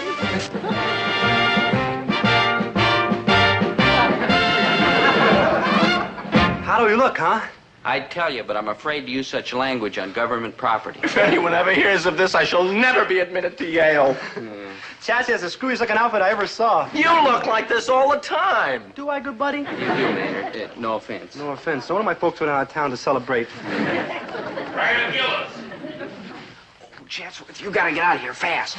Dear me, I shall never see Osborne Manor again. Quick, here he comes. Farewell, oh happy warriors. Farewell, go. Good morning, Sergeant. Like good morning, sir. Don't salute me and don't call me sir, soldier. Like anything you say, sir. Oh, a comic, huh? What's your name, Yardbird? Krebs, Your Honor. Krebs.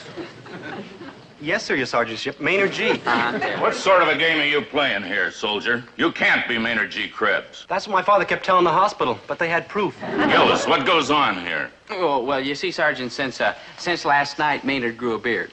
Impossible. No, it isn't. Lots of fellas grow beards. Quiet. It's impossible. A beard couldn't make that much difference. Oh, yes, it could, Sergeant. It changes his entire personality. Makes me like a different person altogether. Ah, come off of it, both of you. You can't be Krebs. Sergeant. Your Honor, your worship, would a fellow say he was Maynard G. Krebs if he wasn't Maynard G. Krebs? Not if he was in his right mind, he wouldn't. Rest my case. Yeah. Gillis, please. Say that I ain't seeing things. Say that this creep ain't Maynard G. Krebs. Say anything. Anything? Maynard. Sergeant, I wouldn't fool you. I've known Maynard all my life, and that's him, all right. Want to see my birthmark? It's like a bad dream. How about my fingerprints? It's spooky. I can show you my tonsils at home in a glass jar. Sergeant, I'm telling you the truth. On my honor as a citizen of the free world and a soldier in the U.S. Army, that is Maynard G. Krebs. Pleased to meet you, your officership. All right, men, line up. I've got some announcements. Fall in. Corporal Wister from the testing office will now read the assignments for your upcoming duties. At ease.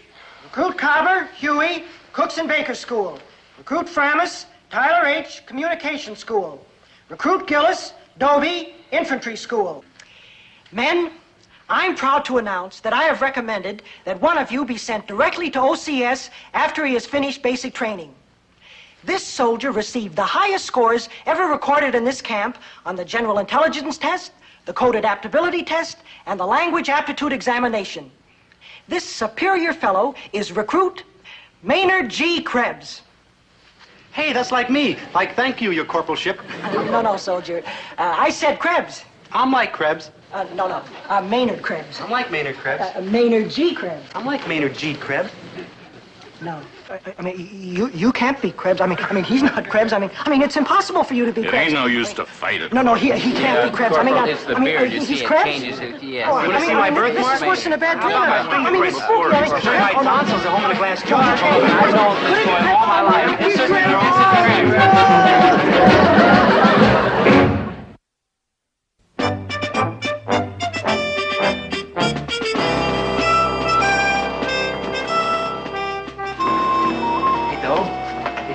Look, Sergeant, it's Sunday. Oh, hi, Maynard. Like, hi. I just decided I ain't going to that COD. Maynard, that's OCS. Yeah, whatever it is, I ain't going there. Why not? I just found out what it meant. That's why they train them fellas to be officers. I mean, that's for clever, intelligent, superior type people. Yeah, and you don't think you could handle it, huh, Maynard? Oh, I do fine, though, but I don't want to leave you behind. I mean, who'd take care of you? I thank you, Maynard. You're a real human being. And every inch of me belongs to the U.S. Army. Poor U.S. Army.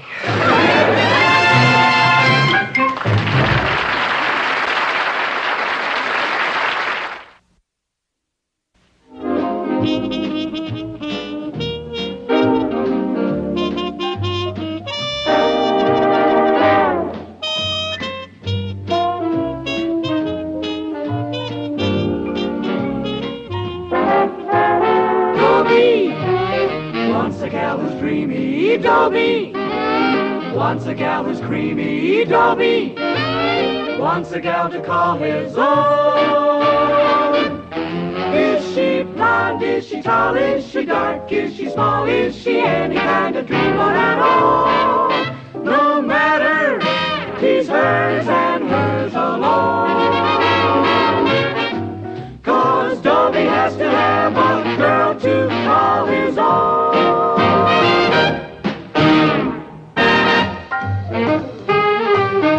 Hi, TJ. Oh, hi, your friend Gillis.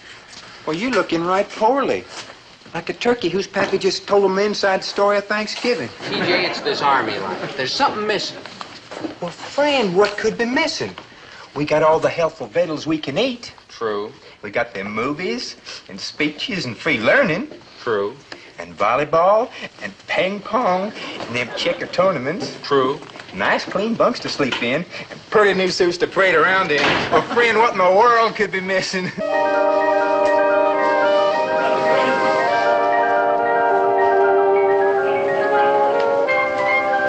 Does that answer your question?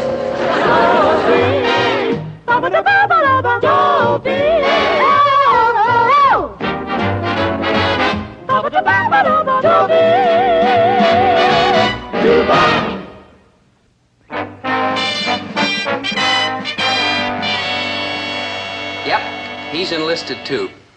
You see, a few weeks ago, right after I graduated from high school, I decided the time had come to put in my Army service. And a fella's got to do some thinking in the Army, just like he has to do some thinking every place else. I look like a pretty rugged soldier, huh? Well, I am. The Army's hardened me up plenty. The grueling work and discipline have toughened my character. And if I don't get a date with that girl Betsy I met in the PX pretty soon, I'm going to throw myself in my bunk and beat the pillow with my little fists until they turn red. But I'm not discouraged. There's one lesson the Army's really taught me. Never take no for an answer. No! I won't take no for an answer. You just did. Betsy, listen. Dobie, you seem like a very nice boy. Oh, I am. Dogs stop me in the street just to lick my hand. But the answer is still no. I've made it a policy not to date the soldiers on this post. Well, who's a soldier? I'm just a displaced civilian. No. I'm practically a secret weapon for the Russians. No! It's, Fellas, do you mind? Do you mind? Excuse me, please. Please, fella. Thank you. Look, Betsy, Saturday night I get my first date since I've been in the Army. And unless you go out with me, I'll fade away into a mere shadow of a human being. My uniform will run around saluting and drilling with nothing inside of it. You know you are cute. You are the moon and the stars. All right, I'll make a deal. I will go out with you Saturday night on one condition. Anything, my angel. Shall I climb the highest mountain, swim the deepest ocean, cross the hottest desert? No, get a date from my roommate, Susie. Ah, but of course, my sweet. There's 100 fellas in my outfit who would happily fling themselves at her feet. Not Susie. They'll whine her, dine her, What's the matter with her? Well, let me put it this way. She's kind, she's sweet, she's intelligent, she's sensitive, she's... The creature from the Black Lagoon. What's a picture of? Uh-huh. Yeah. Well, we have till Saturday. Couldn't we rush her to a plastic surgeon? Oh, come on, now, Betsy. Let's forget about her. No, a date for Susie or no date for you, Buster. Just face up to it. Well, I'm trying, but this is a pretty rough face to face up to. Well, let's drop the whole thing. No, Betsy, please. This isn't fair. Fella who'd go out with her would have to be a candidate for the funny farm.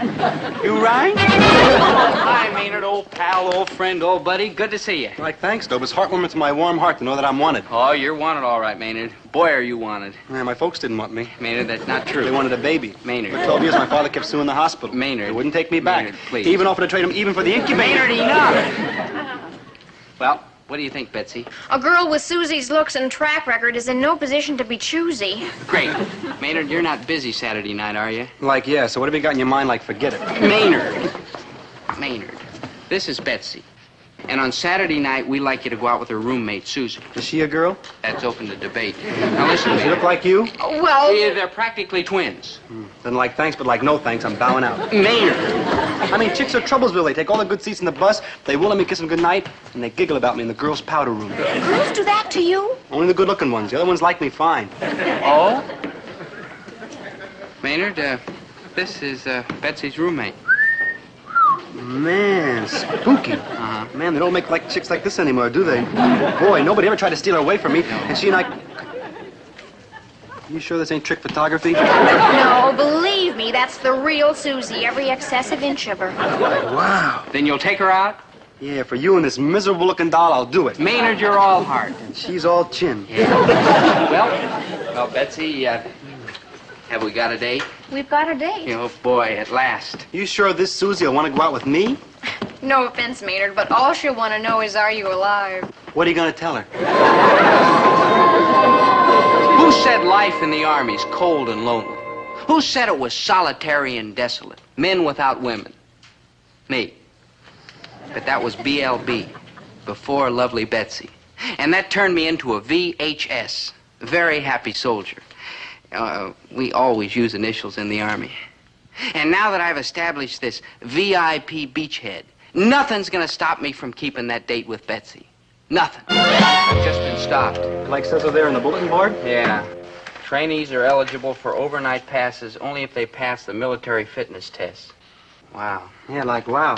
That sounds like real fascinating. What's it mean? It means that in exchange for free room and board and clothing, the Army expects us to learn how to be soldiers. Yeah, I knew there was a catch in there someplace. Hey, let's see how we're doing on the test so far. Hey, Dobe, you're in 3rd place. Like, congratulations, good Never buddy. mind me. Let's find you. Do we have to? Maynard, you're 104th. How do you explain this? Like, easy. 104 fellas is all we got. Maynard, if you don't get through these tests, you don't get a pass. And if you don't get a pass, I don't get a date. Hey, Dobe, I got an idea. What? A smashing idea. What? That's dessert. Take it easy, Dobe. Maynard G. Krebs will pull us through. There's only 2 tests left. Personal inspection and marksmanship.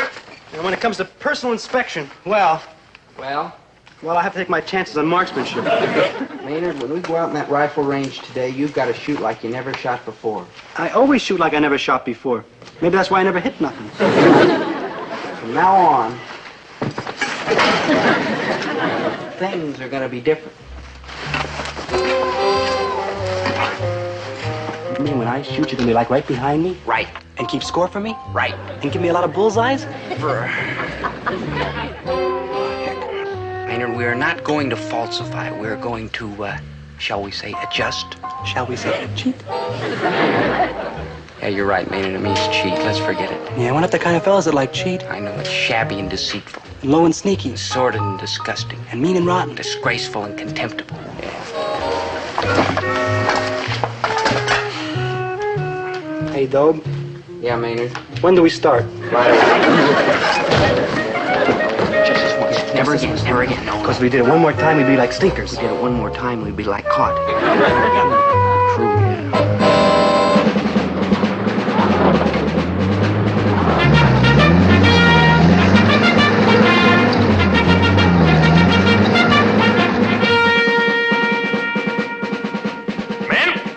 I am your trained fire officer, Lieutenant Merriweather, and I'm here to tell you that this is the moment when a soldier finds out if he can handle this.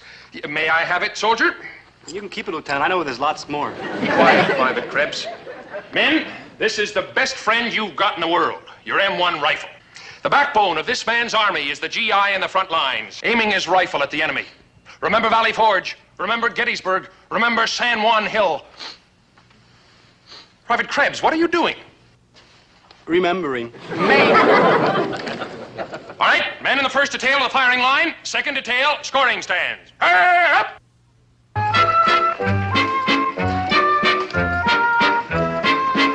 your first position will be standing.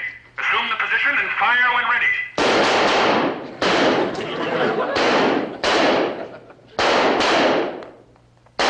Your next position is kneeling. Fire when ready.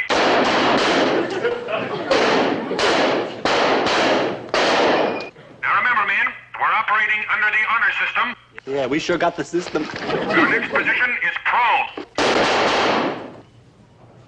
Fire! You gotta move faster, Waldo.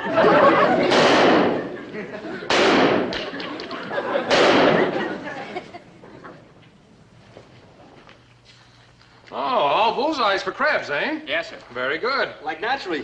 Watch, Lieutenant, the hard way. This marksmanship test is not to be taken lightly. Every shot counts. Quite sure, Lieutenant. Your life and the life of the man next to you may depend on your accuracy with a rifle. Valley Forge, Gettysburg, San Juan Hill. All these battles were won because soldiers did not shirk their duty, because each had learned to fire his rifle. Yes, sir. And someday the lives of many fine men may depend on what you do here today. Right, sir. Your country's counting on your honesty, loyalty, and devotion to duty. Right, sir. Your next position is sitting. Another bullseye, huh, Dobe? Now, your country is counting on your honesty, your loyalty, and your devotion to duty. Valley Forge, Gettysburg, San Juan Hill. All these battles were won because soldiers did not shirk their duty, because each had learned to fire his rifle. Someday the lives of many fine men may depend on what you do here today.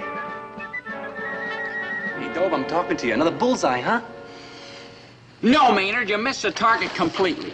Oh, boy, all bullseyes, huh? All clean misses, soldier. Oh, Dobe, you're joshing. Yeah, that's what you're doing, joshing. A good soldier does not josh about such matters. Good buddy, this is me you're talking to, Maynard G. Krebs. Private Maynard G. Krebs, soldier in the United States Army. And I will grade your atrocious marksmanship as it deserves to be graded. What about Betsy? What about Valley Forge? What about Saturday What night? about Gettysburg? What about... And don't forget San Juan Hill, you gold brick. You gonna wake her something? It's for your own good, you great fool. Oh, Dobe, you ain't well. You know what you're doing? Only my duty, soldier. Only my duty. All right, you name it, and that's what I am. A rat, a cad, a heel, a good-for-nothing, Backslider, an Indian giver, a sneaky sneak. Betsy, calm down, please. I'll get your roommate another drink. No. I'll find a fellow with bad eyesight. No. I'll steal his glasses. No, Susie will only settle for Maynard. She says he sounds cute. Betsy, if there's one thing Maynard isn't, it's cute. In fact, he's weird. Some loyalty. I thought he was your best friend. He is. I just happen to dig weirdity. Now, look, Betsy, let's forget about Susie. No Maynard, no date. Listen, Betsy. No soap and goodbye, traitor. Hello, traitor. Maynard. Double-crosser. Maynard. Arnold Benedict. Maynard, that's Benedict Arnold. You made your point. Betrayer. Maynard, please. Wilton Wormsby. Wilton Wormsby? He rowed the boat for Arnold Benedict. I read all about him in a book called The History of Low-Down Rat Fink Traders. Believe me, Maynard, I can understand why you're mad. You only, ruined my life, that's all. You robbed me of the only chick I can go wig for. You never even met her. Like, farewell, Susie. Like, adieu, my dearly beloved spook. Fellas, do you mind? Please, do you mind? But please find it in your heart to forgive me, Maynard. I did what I did for the noblest of all human motives, patriotism, love of my country. You heard what the lieutenant said. The backbone of this man's army is the GI pointing his rifle at the enemy. Remember Valley Forge? Remember Gettysburg? Remember San Juan Hill? I wouldn't mind visiting them places, but I wouldn't want to live there. Those battles were won by American boys who knew how to shoot straight. That's why I had to do what I did on the rifle range. You mean on account of this patriotism jazz you're dumping Betsy? I could not love her half so much, loved I not honor more. You're like a real human being, Dobe. But we're not licked yet, soldier. Yeah, we're not licked yet, soldier. We're not? We're not. We can still keep the date if you pass that Saturday morning inspection. Your Dobe. bunk will be spick and span. Dobe. Neat and trim and tidy. Dobe. Bright as a penny. Clean as a whistle. Dobe. What is it, Maynard? This is Maynard G. Krebs. Have you ever seen my bunk?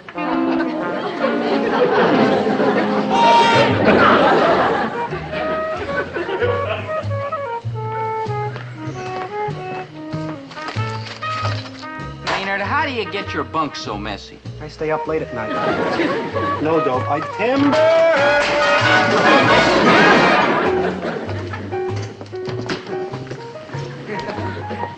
Oh, no, Dobe, not my footlocker. You don't open my...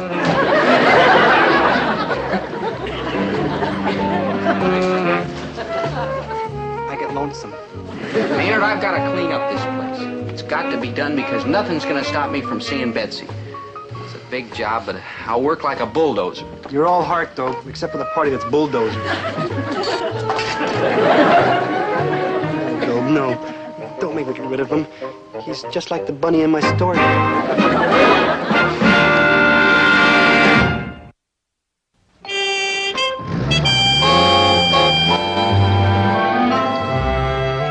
Your attention, ma'am. Your attention. Your first weekly inspection will be at 0900. And make sure your clothes, bunk, and locker are in the proper order. That is all. That's right, you, friend. Please, Private Sprouse. I do, friend. Never mind that. You're in the Army now, soldier. Use the proper form of address.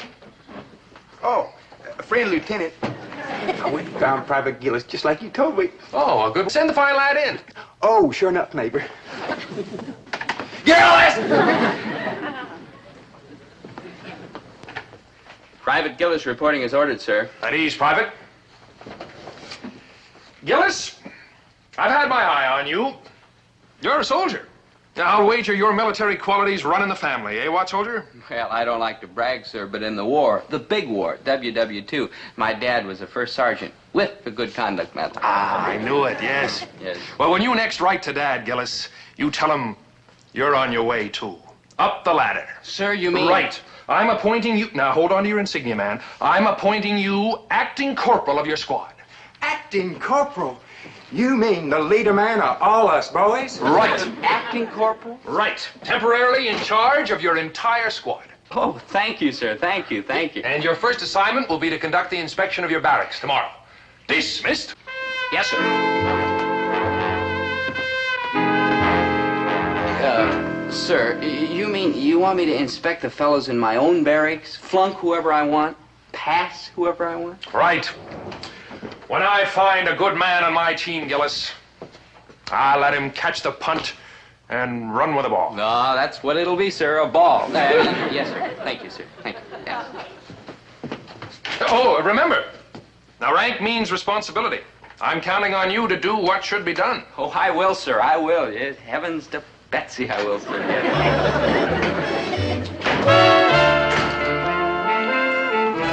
How do I look, Dobe? Like pretty military, huh?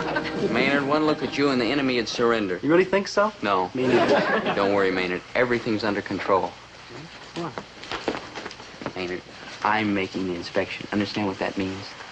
Yeah, it means you're going to cheat and Maynard. falsify. That's a just. Yeah, adjust the score on the inspection so I pass. Right. Like right. Like wow. Like, wait. Wait. You sure you're not going to come all unglued again, Dobe? Maynard. I mean, on the rifle range, you came all unglued. I mean, all about San Juan Hill and Gettysburg and all like that. That was entirely different, Maynard. Learning to fire a rifle is a matter of life and death. This is just a barracks inspection. Yeah. Raise your hand and promise. Maynard, we're not going to lose a war because you can't make your bed or your footlocker sloppy. Yeah, good thinking, Dobe. Great thinking. Thank you, Maynard. Good, great sloppy thinking. Mm-hmm. Line up by your bunks. Acting corporals, begin the inspection. This is it, Maynard. That's what it is, it. Yeah.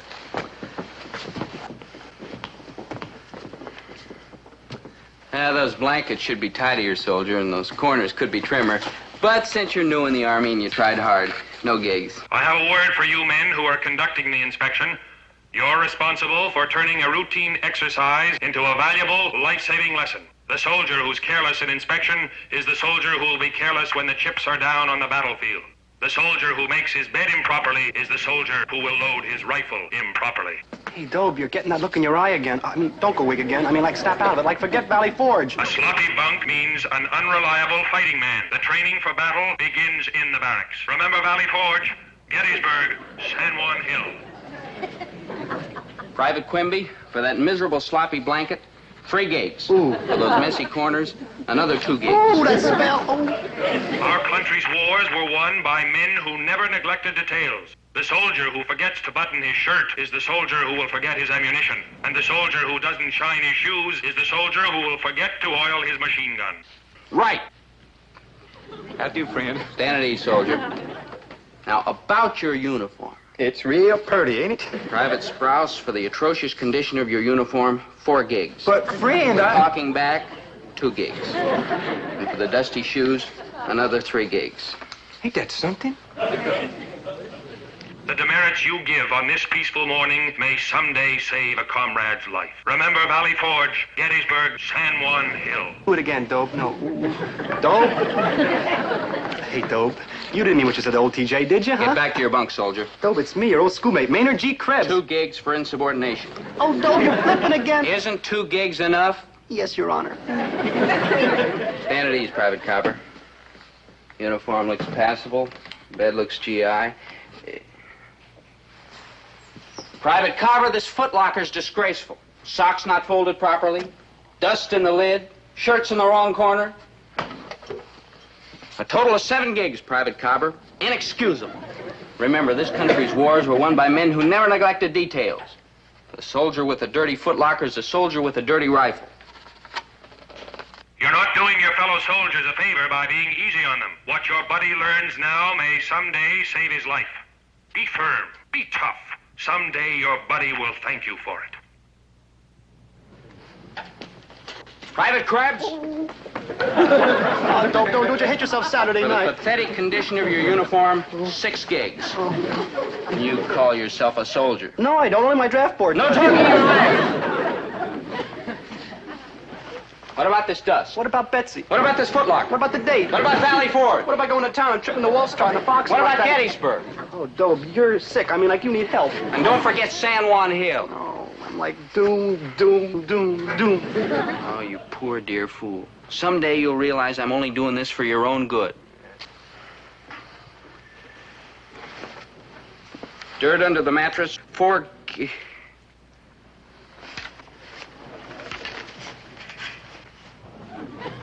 half a hamburger. 5 gigs. Stand up!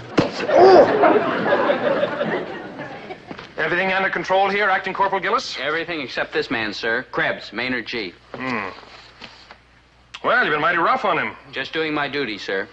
Tell me, isn't this Krebs a personal friend of yours? Yes, sir, but to quote the lieutenant, rank means responsibility. Well spoken, soldier. But rank must learn to temper justice with mercy. But, sir... No talking rank, soldier. Now, this man has had a very rough 4 weeks. Oh, they've been, like, miserable. He's obviously done his best. My miserable best. So I think we'll forget the demerits this time and give him one more chance. You mean, like, pass? For the time being, yes. I think it might be a good idea for you to get away from the post for a few hours. It is my dearest wish. But, sir... Talking again, huh? Private Gillis, I'm proud of you. You've been a bit overeager, perhaps, but I know you've done this to your best friend, the better to prepare him for the battle. That's true, sir. And, Private Krebs, be grateful. Friends like this are hard to find. Not for me. Oh, y'all friend or foe? Private Sprouse. Oh, how do, friend? Private Sprouse, do you know the first general order of a sentry on duty? Well, no. Oh. Well, let's be fair about this, friend Lieutenant. Me and my buddies have just been in the Army for a short spell.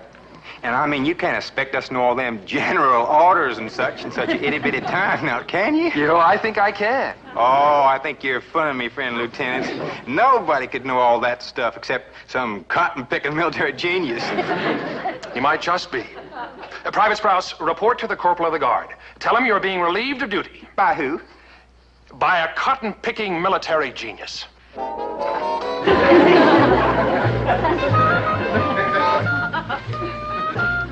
Hey, Dobe, like... Beat it, Maynard. I'm not allowed to talk to anybody when I'm on sentry duty. I just want to tell you, I got out of camp okay. Swell, Maynard, swell. Susie was waiting for me right outside the gate. Hey, man, she's more fun than a barrel of monkeys. Good, She even looks like a barrel of monkeys. Maynard. Man, what a spook. I'm sure the two of you will be very happy. Yeah, and I wanted to tell you, you don't have to worry about standing up Betsy. I got her like a date. Like a date? Hi, Dobie. Like top of the evening, friend. Betsy. Bye. Bye. TJ, Maynard.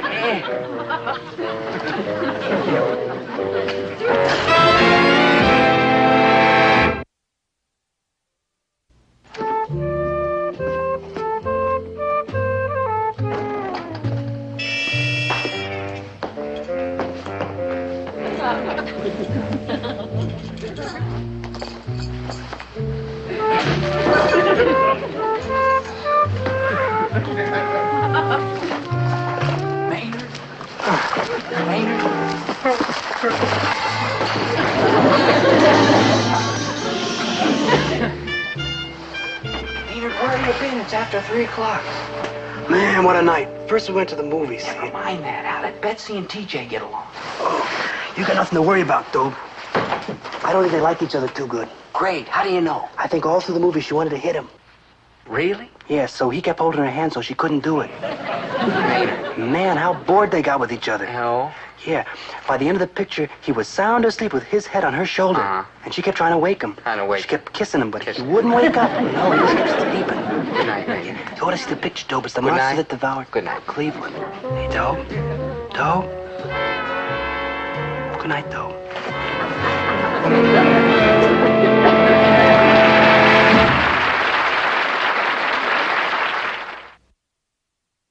Contour and Gourmet invites you to inspect his shiny new trinket. Kindly refrain from pinching the metal, girls. Oh, Chatsworth, it's adorable. Yes, it is rather. We got it as an accessory with one of Mumsy's big cars. Chatsworth, it must be simply smashing to be so rich and debonair and mad about towning. Now, stop that now. I shall become too big for my britches. Imported llama's wool, of course. Chatsworth, why, a girl would rather go out with you than any other fellow in this whole town. You're the most desirable and gallant Your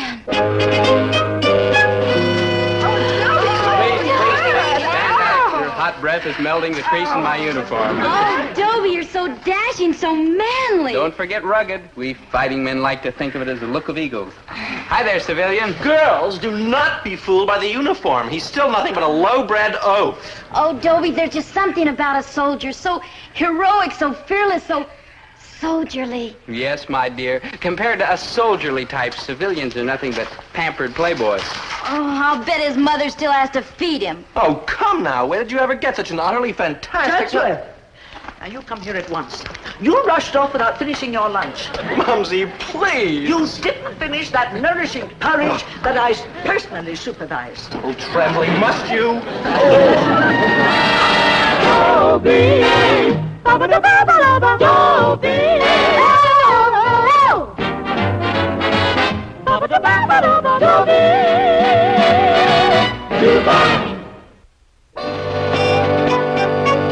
Remember me? Dobie Gillis, former civilian? What am I talking about? Former civilian. Only the uniform's military. The rest of me's as civilian as a pair of black and white shoes. But there's one thing I've got to give the Army credit for. Teaching me how to be a man. Right? Right. No babying, no spoiling, no pampering. And I can hardly wait to get back to civilian life to have somebody start babying and spoiling and pampering. Not that anybody ever did. Not me. But on the other hand, you take Chatsworth Osborne Jr. No, Mumsy, no. I shall not eat one more spoonful of caviar. Stop your yapping. I am not yapping. Mumsy, I have something to tell you. I am leaving home. The little bird is flying from the nest. Oh, you stop those ornithological references. I have had a... Chatsworth, you are leaving home. Precisely. Huh? I'm going out to face the world. Ah. I've enlisted in the Army. Oh, ooh. I shall become a bold warrior. Oh, every day you sound more and more like your uncle. Stupid J. Osborne. I have had my fill of being a pampered playboy. I long to be manly, dashing, gallant. I, too, wish to have the look of eagles. Oh, but you do, boy. You look more like an eagle than anyone I know. Mumsy, please. Especially around the beak. Mumsy, I am determined to succeed on my own. Oh, what rot. It's impossible for you to succeed without your mother's help. You're far too nasty. That's where you're wrong. I was elected manager of the basketball team without your help. After I bought uniforms for the entire squad. Oh, let's face it, Chatsworth. Without me, you are an utter dud. All the more reason why I should leave home instantly. I am leaving for camp immediately, where I shall become a soldier, a fighter, a hard, tough man among men. Trembly. Yes, ma'am. Remember to pack all my lamb's wool socks and several electric comforters. I hear tell those beastly barracks are not even steam heated. This army that has accepted you, is it the American army? Mumsy. Oh, well, I won't have it, that's all. You can't go because I forbid it. Now, Chatsworth, it seems but yesterday since I fed you, tucked you in, sang lullabies in my glorious contralto voice. It seems but yesterday. Beg pardon, madam. It was but yesterday. Now, you want to believe a calendar or what is within a mother's heart? Oh, yes, madam. Mumsy, I am going, and nothing you can say or do will stop me. Ta-ta. I must away to the conflict. 1, 2, 3, 4, cross the room, and out the door. Oh, he is a nasty boy. Oh, he's independent, but he is nasty.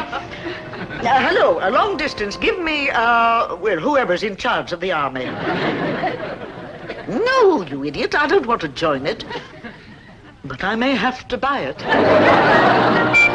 how unpredictable and dangerous life in the Army can be? We learn to deal with flame, flak, fire, and then along comes a new and even more frightening menace, like Mrs. Chatsworth Osborne Sr. But I'm proud to state that we are now prepared to meet whatever horrible disaster we'll ever have to face. You rang? Good buddy, guess what? What? It's the scariest thing that happened since we joined the Army. It's so scary, I'm scared to tell you. Stop pestering me. I told you I was too scared to tell. Okay, I'll tell you. Guess who's in the Army and coming over to join our platoon? A wild guess. Bridget Bardot. I said a wild guess. Rex the Wonder Horse. You're getting closer. Maynard. It's Chatsworth Osborne Jr.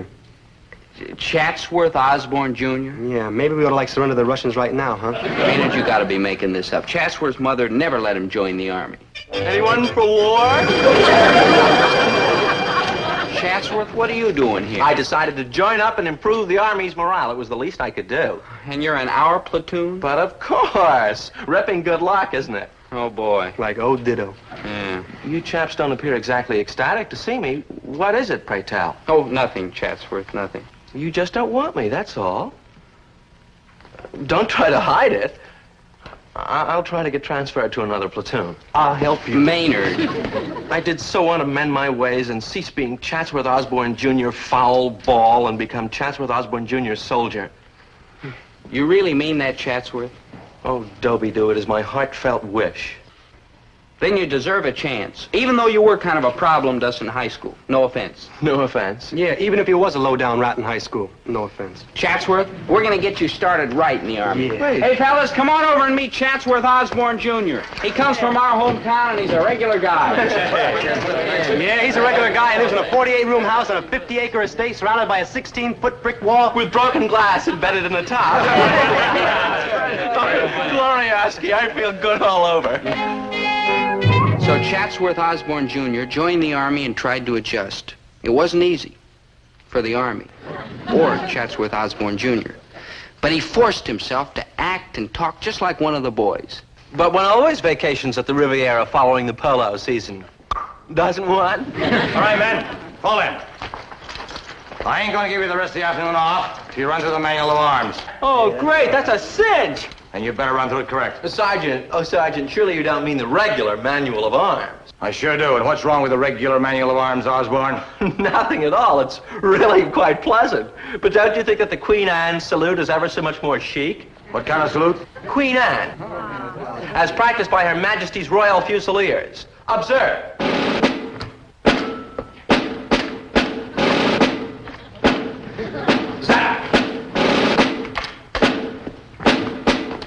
Hey, that's pretty sharp. None of you jokers gets off until you learn that Queenie salute like Osborne here. No, sure. Now fall out and teach them good, soldier. Never fear, Sergeant. I shall turn them into precision-drilled fighting machines.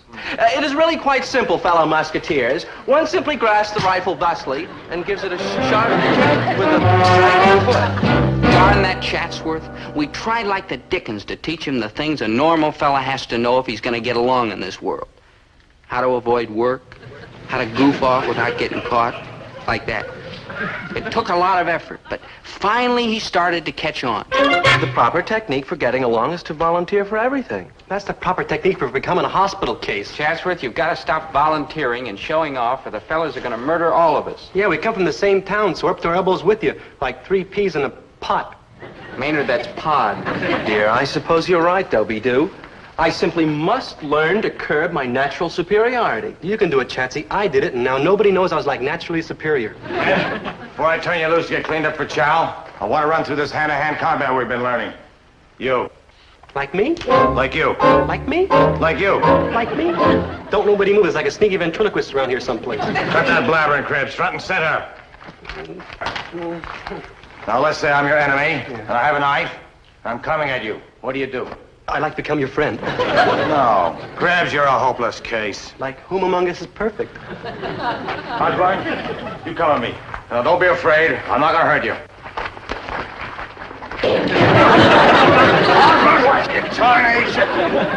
Hey, that was a pretty smooth trick. Where'd you learn it? It's just a little dipsy-do I picked up from Mumsy. Mumsy? Yeah, she teaches dirty fighting to the commandos. Where are you Yardbirds going? We gotta get cleaned up for chow, Sergeant. Nobody leaves this spot until they learn that little dipsy-do that Private Osborne picked up from Mumsy. Start demonstrating, Osborne. I shall be honored. Now, cronies, the basic element of hand-to-hand combat is leverage. Behold, I shall demonstrate with all of you. You first. One grasps the opponent thusly, and then... I did it again, huh? I would say you did it again. But I just can't help it, chaps. You see, I come from a long military background. And you're heading for a short military funeral. All right. It will not happen again. I shall lower myself to the level of you common men, or I am not Chatsworth Osborne, Jr., gentleman, scholar, and noble gladiator.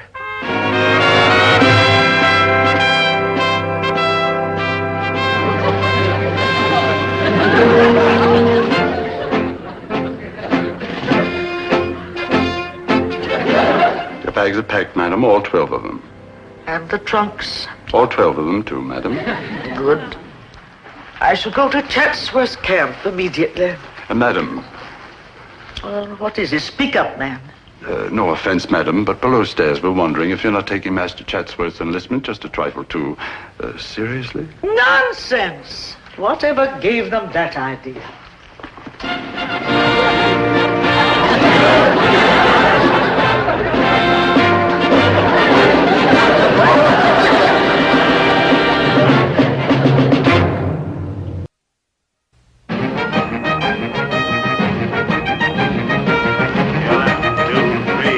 Squad, halt! Left face! At ease. We have 5 minutes before chow, men. We're going to brush up on a military field manual. What is the first mission of the commanding officer in analyzing training directives? Anyone? Osborne? The first mission of the commanding officer is to attain and maintain a prescribed level of combat operational proficiency. Excellent. Now, what is the second mission of the commanding officer in analyzing training directives? Anyone? Osborne? The second mission of the commanding officer is to conduct replacement training in training units for specialized operations. Correct. What is the third mission of the commanding officer in analyzing training directives? Osborne, you know that. I haven't the faintest idea, Sergeant. You men have been slopping around like a bunch of tired washerwomen. Now, who wants to make up for it by volunteering to carry dispatch to company headquarters? Boy, what a bunch of gold bricks. Attention! Dismissed!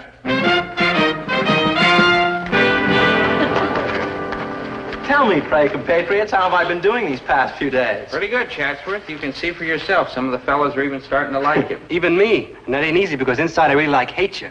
Observe how I've been meeting this challenge as I meet all others, with courage, determination, and stunning success. Now I'm starting to hate you on the outside again. And Mumsy, poor dear thing, she said I wouldn't amount to a hill of beans. Ha! Ha! Ha! Ha! You think that I'm going to settle for a chenille bedspread for my little boy's bed?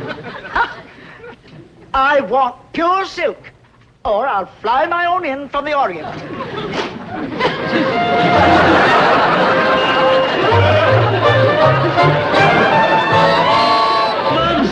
Oh, Chatsworth, my soldier lad. How do you like what my decorating crew did to this dreary barracks? Hello, Mrs. Osborne. Greetings, Mrs. O. Good heavens, when did the invasion take place? Hello, Mrs. O. I'm Maynard G. Krebs, a soldier in the like armed forces. Mumsy, I cannot take any of this. With the help of Gillis and Krebs here, I am determined to succeed on my own merit. That's a wizard idea, but you have absolutely none. Mumsy. No Osborne man has any merit. Mumsy. No Osborne man has room for any merit. He's too filled with nastiness. But, Mumsy, I thought that we had... No, from now on, I'll do all the thinking. And if there is a problem, and mind you, Mumsy doesn't allow that often, I will be right here. Like right here in the barracks? Like right. Like it'll be embarrassing. Like that's your problem, Buster. But Chatsworth will be here for 6 months, Mrs. Osborne. So, 6 months I could do standing on my head. Holy jumping up and down. Will you look at that? Who are all these jabbering ragamuffins? These are my bunkies, Mumsy. Well, from now on, Mumsy will be your bunkie. I'll put a wall off the end of that room for my living quarters, and I'll have Trimley and the valet in here with you. Now get out. Out, I say. But they live here. Well, they'll have to find someplace else. Now go out, get out. No, biggest wild gear. A cashmere barracks bag? Solid gold dog tag? Blood type R. For royal. With the blood type set in seed pearls. Must be some mistake, sir. None of my men would. Uh-huh. Ten. Hut. Madam, who are you and what are you doing in these barracks? 10 hut. This insubordination will cease at once. Sucking your gut, soldier. Throw out your chest. Straighten your back. State your name, rank, and serial number. Leroy J. Stonehenge, Colonel, United States Army. Serial number 40. Now cut that out. Sergeant, this is the woman who struck 3 MPs with an umbrella. But, sir, And tried to run over 2 more with a furniture truck. They refused to obey my command to deliver the television set. Madam, by what authority do you dare invade this post? By the highest authority in this world. By the authority of an American mother fighting to protect her young. All right, you clods. Put your right hand on your hearts, and I want to hear 2 choruses of M is for the many things she gave me. Please, Sergeant, escort this person off the post immediately. You have not heard the end of this, you sniveling rascal. Do you know how many million mothers there are in America? There are 67 million. Do you know how many colonels there are? About 200. And there is going to be 1 less. We are going to pull you limb from cowardly limb. This is an outrage. Until I can investigate further, this barracks is restricted. Chums! Bunkies! Mumsy, no, I'll never be admired and respected. Never, never, never. Oh, chin up, Chatsworth. I have an idea that will fix everything. All right, escort me from the post, Bully. Come on. Chums! Bunkies! I assure you, I had nothing whatever to do with this.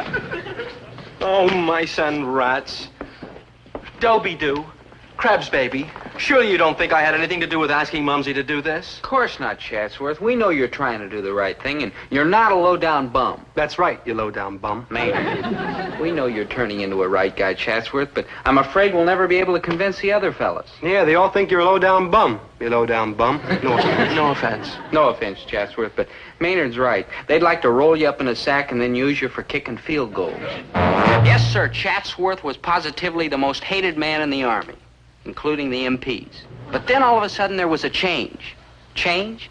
It was a revolution. Hey, Chatsworth, everybody loves you. Oh, lovable. Well, yesterday I was hateful. You're the most lovable, hateful fellow in camp. But I'm bewildered. Why all at once am I everybody's beloved friend? Haven't you heard? How can I hear? Nobody talks to me.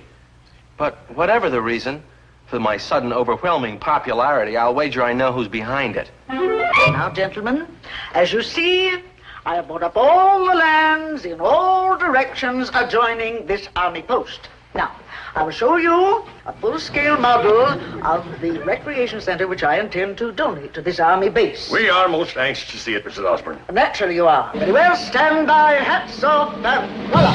Where? This is the recreation center I will donate to this post. Mrs. Osborne, you are a jewel in the crown of American motherhood. Oh, please, no fawning, Colonel. Now, here we have the 5 indoor swimming pools. Here are the tennis courts. Here's the polo field. Over here, we will maintain 28 lanes of bowling, 4 ballrooms with continuous floor show, and a free gown. Boy. Quiet, please. And that high tower will be my living quarters. As you know, I will take up residence on this post. We wouldn't have it any other way. Naturally. Well, gentlemen, I have 10,000 cubic yards of cement to pour before dark, so you will excuse me. Oh, Mrs. Osborne, just one more thing for the press releases. Now, what are we calling this glorious pleasure dome? Why, the private first-class Chatsworth Osborne Recreation Center. What else? At ease, soldier. What? Well, I'll see about this. Like, hey, here he comes. Come on, fellas, all together. For he's a jolly good fellow, for he's a jolly good fellow. Yeah! Golly, chaps. If you really and truly mean it, am I really and truly a jolly good fellow? Yeah, like the jolliest and like the goodiest. Chatsworth, you're everybody's friend. Hey, let's give him a ride through camp and prove how much we like him. Yeah. Would you all love me mind just as much if there weren't going to be any recreation center? Oh, yeah! Oh, thanks. Because there isn't going to be any recreation center. What happened, Chatsworth? Your mother backed out?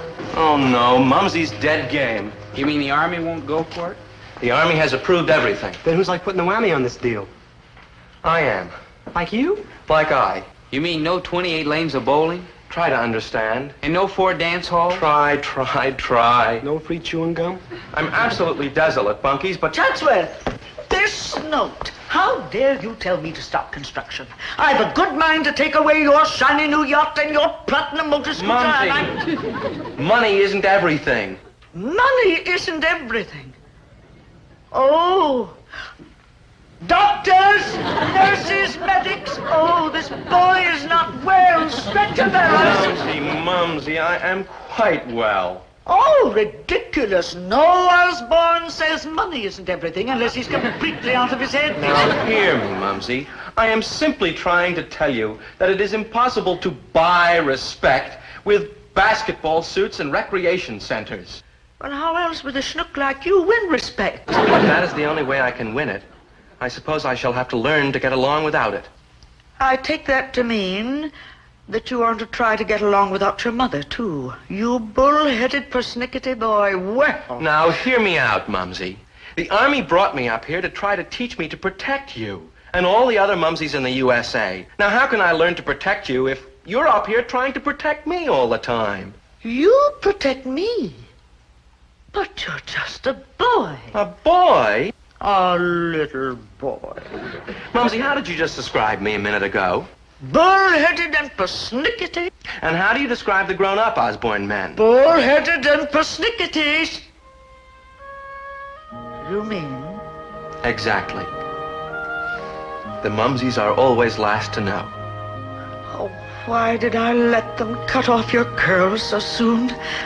I told them 14 was too young. There, Mumsy. I've grown up, that's all. Your little boy has grown up. When I get home, I'm going to take your first little blue sports car and have it dipped in gold. And you won't try to force the recreation center down our throats? Of course not. Did George Washington's mother build swimming pools for the Continental Militia? No. Did Custer's mother buy Indian suits for all the boys at Little Bighorn? No. No, they made good on their own, just like you will. Just like all the bull-headed persnickety Osborns. Mumsy, I love you. All right, Chatsworth, break clean. And another thing. Yes, Mumsy. If I don't see eagles on your shoulder by Christmas, don't bother coming home.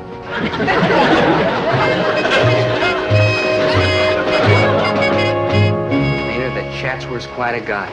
Dobe, how can you say such a thing about a creep who slickered us out all that free chewing gum? Maynard, let me put it to you this way. You're sitting in a foxhole alongside another soldier, see? And the guns are firing and the shells are exploding all around you. Me, Dobe? Maynard, it's just a for instance.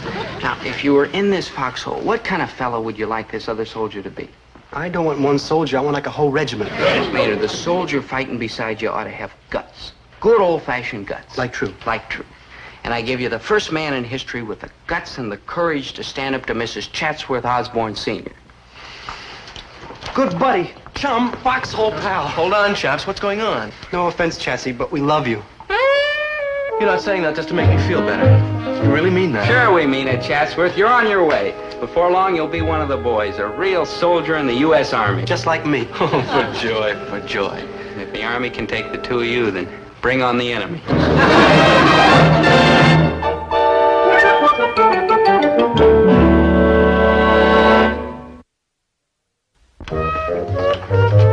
Like, hi, good buddies. Who's winning? It's pretty close, Maynard. I started off by taking... Oh, no use explaining to me, Dobe. I don't like dig bridge. Dobie, do I owe you much thanks for what has happened. And believe me, I have learned my lesson. What lesson? I'm going to curb my natural superiority. Attaboy, Chatsworth. Starting tomorrow.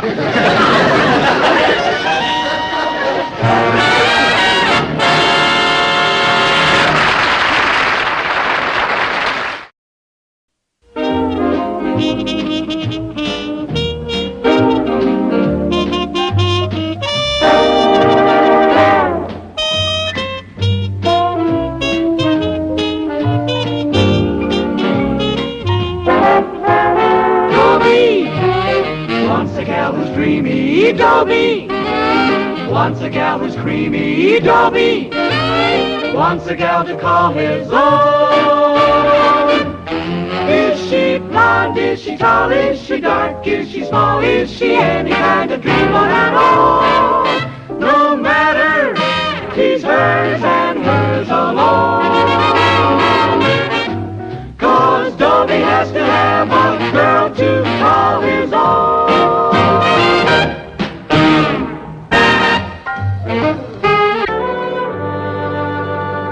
General, I am happy to report that the technical problems of Operation Moonshot have been solved. We are now ready to launch our missile into space. Excellent. And I am happy to report that all human problems involved in Operation Moonshot have also been solved. Excellent. Except for one little thing. Oh? We've tested hundreds of young men to be launched into space. Fine, strong, intelligent, capable specimens. Top drawer. But that is precisely the trouble with our experiment. We've tested only superior specimens. The average man is neither so strong, nor so intelligent, nor so capable. True, true. Well, what do you suggest, Doctor? Well, since most of our missile flights will be carried out by average, not superior persons, it is vital that we carry out one more test. Let us find not the most strong, intelligent, and capable, but the least strong, intelligent, and capable. Excellent. Once we know how much such an inferior specimen can stand, then we'll know how much anyone can stand. That is high-level thinking, Doctor. I will put our entire organization to work at once to find such a specimen.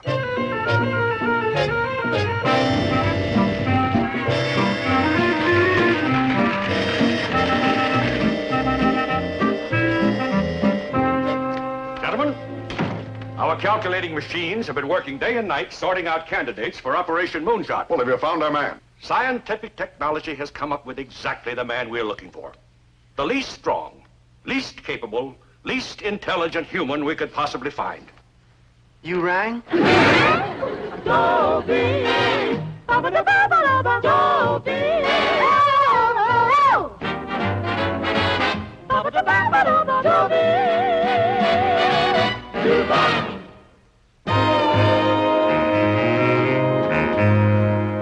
Since I got into the Army a few months ago, I've been proud of many things. The way my platoon shaped up into a real tough fighting outfit, the way our muscles have hardened, the way we've learned to dish it out and to take it, and the stout-hearted way my friend Maynard G. Krebs behaved when he found out exactly what kind of an experiment he'd been chosen for. Let me out of here. I ain't gonna go zooming into that wild blue out there yonder. Let me out of here.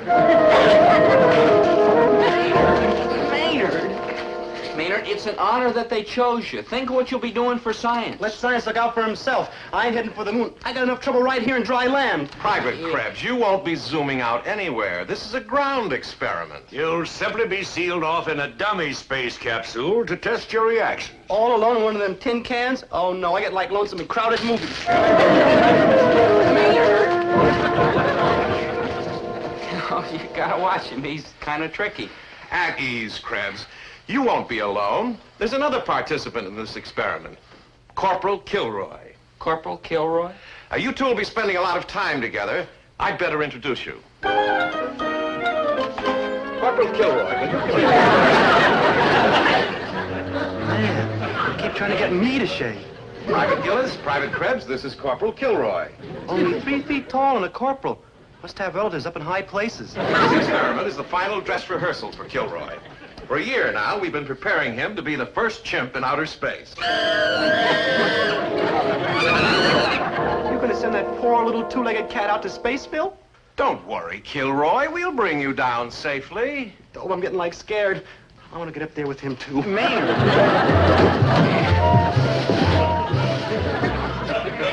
I warned you to be careful. That creature is the backbone of our experiment. And so is the chimp. We're trying our best to calm them down, sir. They're both frightened to death. Well, talk to them. Tell them they have nothing to fear. Use reason, common sense, logic. Well, according to our survey, that might work on the chimp, sir, but I'm not so sure of Krebs. Sir, may I talk to Private Krebs, please? Oh, yes, go ahead, son. Do your patriotic bit to save Operation Moonshot. Yes, sir. Maynard, Maynard, it isn't often that a fella gets a chance like you're being offered to serve your country, to serve science, to make this a better world. Couldn't I do all them things home in bed? This is the kind of assignment a man should be proud to undertake. If you go through with it, you'll be a better man, and civilization will be better off because of your contribution. Gee, Dob, I'm getting like all misty. There, Maynard. There, Kilroy. If I can do it, you can do it. Krebs and that chimp are going to present tremendous difficulties. Locked in that capsule for a month, there's no telling what they'll do. What we need is somebody to control them. Exactly. Dr. Halsey, you... Right. There's only one other man absolutely essential to the success of our space program. Yes. No! Couldn't we, like, trade this gig in for 8 years on KP, huh? We can peel potatoes like nobody's business. Quiet, Gillis, Krebs. Now, I order all of you to stop being afraid. This is only a dummy space capsule. It's never going to leave the ground. The real one is over here. This is the one that's going up into space. Now, you three pioneers are going to be sealed off in this capsule for the next 30 days. That's so we can observe your behavior under the cramped conditions, the endless monotony, and the terrible loneliness of space patrol. You'll eat nothing but the concentrated food pellets in this glass jar. Once that porthole closes, you'll be as completely cut off from the outside world as if you were actually racing towards the moon. But couldn't we make it like a short trip like the Cleveland? From time to time, we'll observe your behavior through the porthole. Any more questions before we close the porthole? Yes, sir, Colonel. I have like a question. Ain't I like too puny and sickly and All right, delicate to then. make a Good luck, Welcome to Insecure Airlines. Maynard. Care for some chewing gum? Look. Coffee to your milk, sir. Maynard, take a nap. Wake me when we pass Cleveland. Maynard.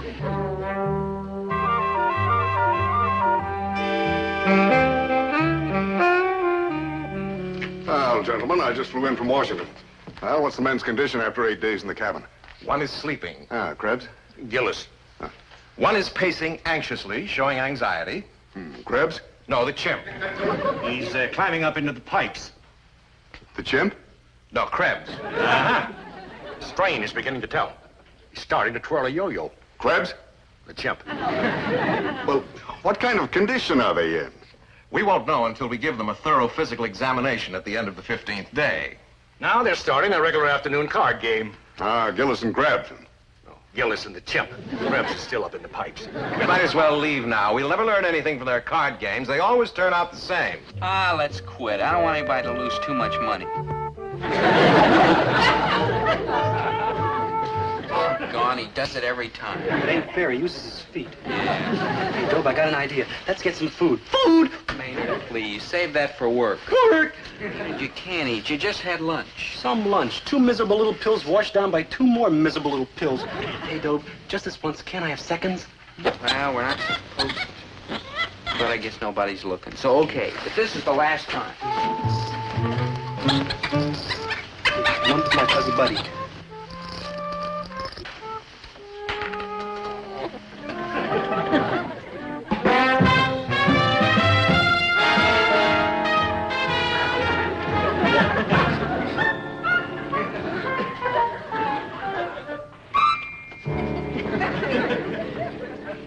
Like gloom time, huh, fuzzy buddy? Me too. We're stashed away in this outer space tin can like a bunch of sardines. Sardines? Oh, nice, juicy, oily sardines with rye bread and butter, and chocolate cookies and donuts. And energy, Krebs. You are a hungry dreamer.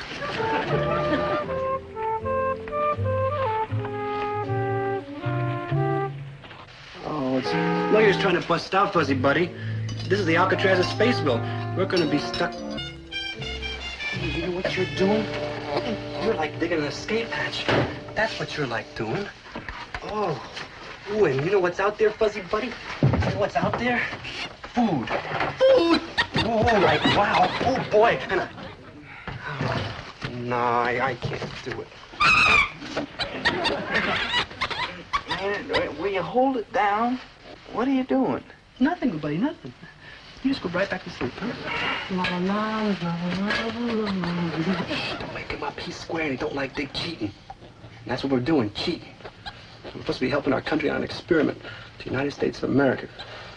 And my conscience will let me do it anyhow. Oh, my stomach's growling so loud I can't hear my conscience. Well, if I go, they'll shoot me for a deserter. Of course, if I stay, I'll be so skinny they won't have nothing to shoot. Oh, Maynard G. Krebs, what are you? A strong, patriotic, self-sacrificing, heroic coward who's going to help his country? Or a weak, cowardly, wishy-washy, hungry coward who's going to find himself a big, sizzling, succulent, savory steak to eat? And I just answered my own question. Come on, we'll go get something. You wait here till I get out first. Wait.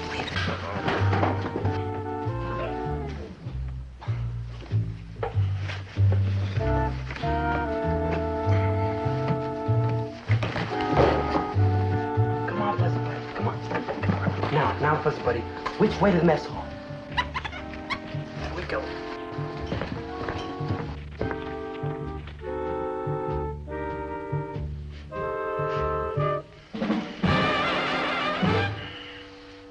Maynard?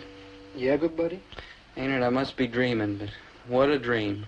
I smell roast chicken and potatoes swimming in butter and hot apple pie. Man, you're sure dreaming up a slew of kicks. You better head back to Sleepsville.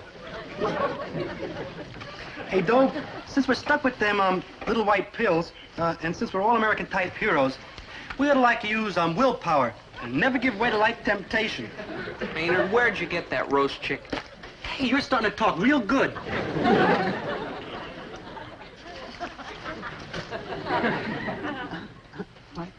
Well. Fancy meeting you here. Why'd you tell me he was here, you little think? Nice going, Maynard. Now you ruined the whole experiment. You know, I'm going to have to tell the colonel about this. Dope? You'd rat on me? Maynard, how about science? How about space travel? How about the conquering of new worlds? How about a slice of roast chicken we snuck up from the mess hall? Dope, you wouldn't squeal on me, would you? It won't be squealing. It's my patriotic... No, Maynard, I'd drag you into this in the first place. I can't rat on you now. You'll never regret it, good buddy, because what's it gonna hurt? I mean, who's ever gonna find out me and the chimp have been eaten?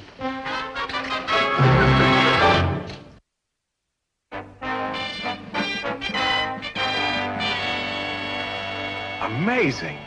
Krebs and the chimp have been in that cabin for 15 days, and each has gained 15 pounds.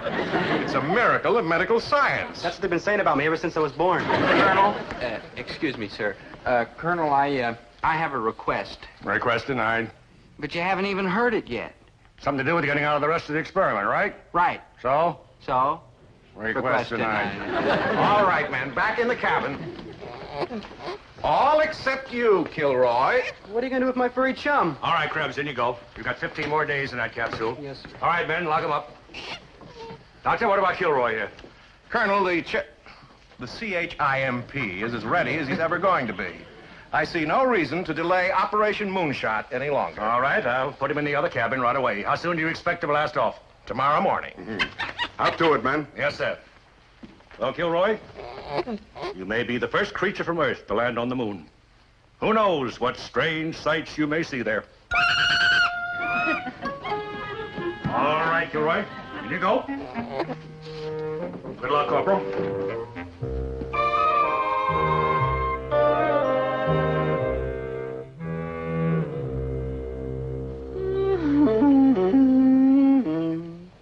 What's wrong, Maynard?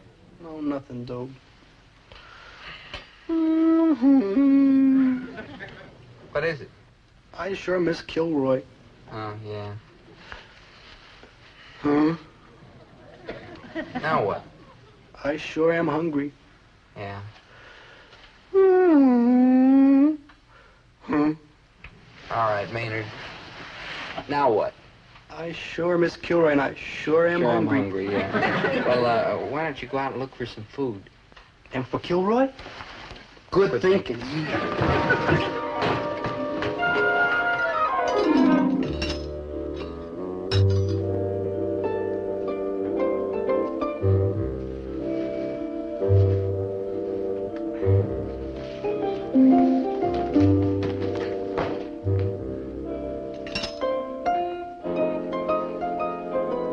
Oh, there you are, Fuzzy Fuzzy. My car, little chump.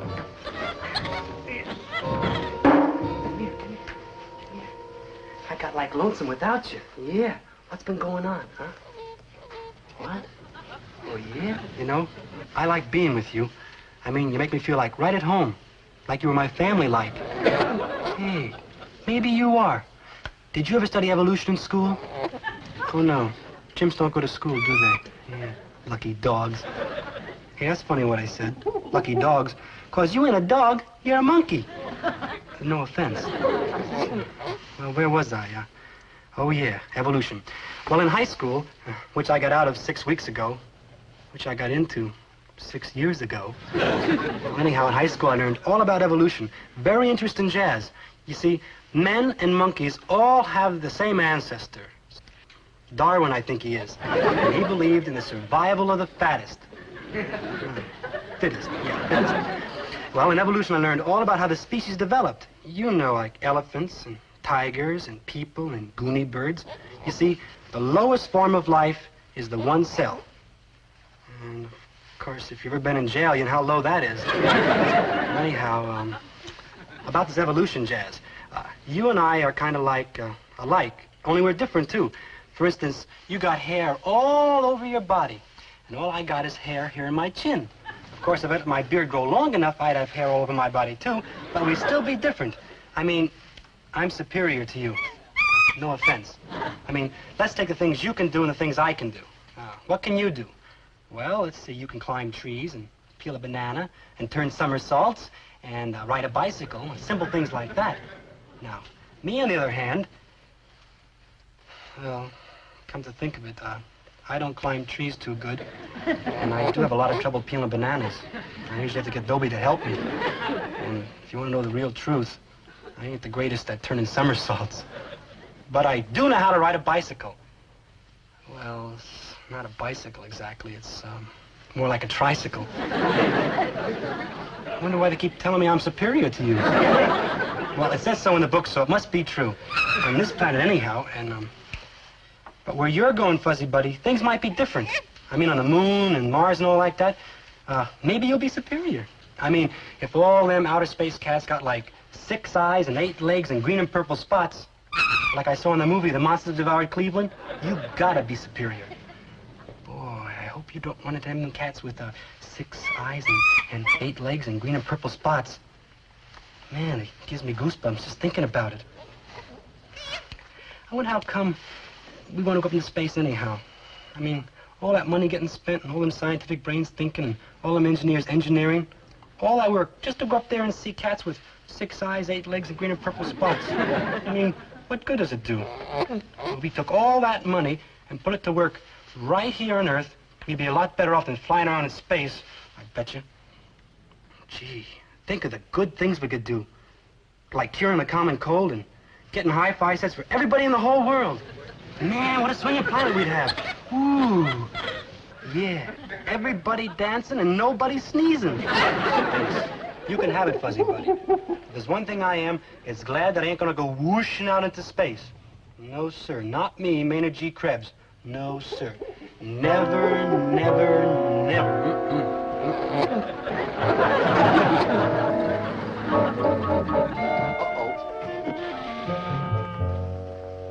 All right, then. Seal it up. And tell the porthole. Doctor doesn't want the chimp to get nervous. Make sure the escape hatch is secure. Well, then, you are about to witness history. Inside that capsule is a little chimpanzee named Corporal Kilroy. But is he a mere chimpanzee? No. He's American vision, American know-how, America's promise to lead mankind into a brave new tomorrow.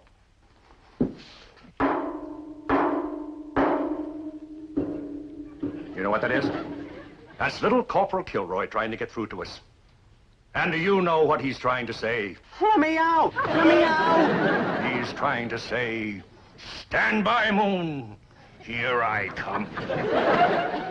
All right, Ben, this work can be done. That capsule must be out to the launching pad immediately. We blast off at dawn. Exactly 3 hours.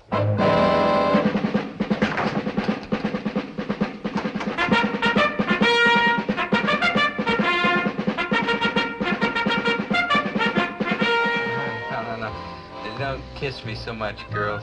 You'll have to stand in line. And your hot breath is melting the buttons on my astronaut uniform.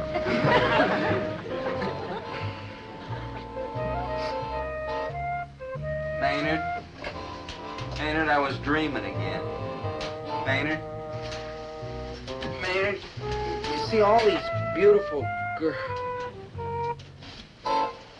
Maynard? Maynard? Maynard? Hey. It's gone. Oh, that Maynard. Stand by for Operation Moonshot. Prepare to blast off. We will now begin the countdown. Countdown! 200, 199, 198, 197, 196, 195, 194, 193, 192, 191, 190, 189, 188, 187, 186.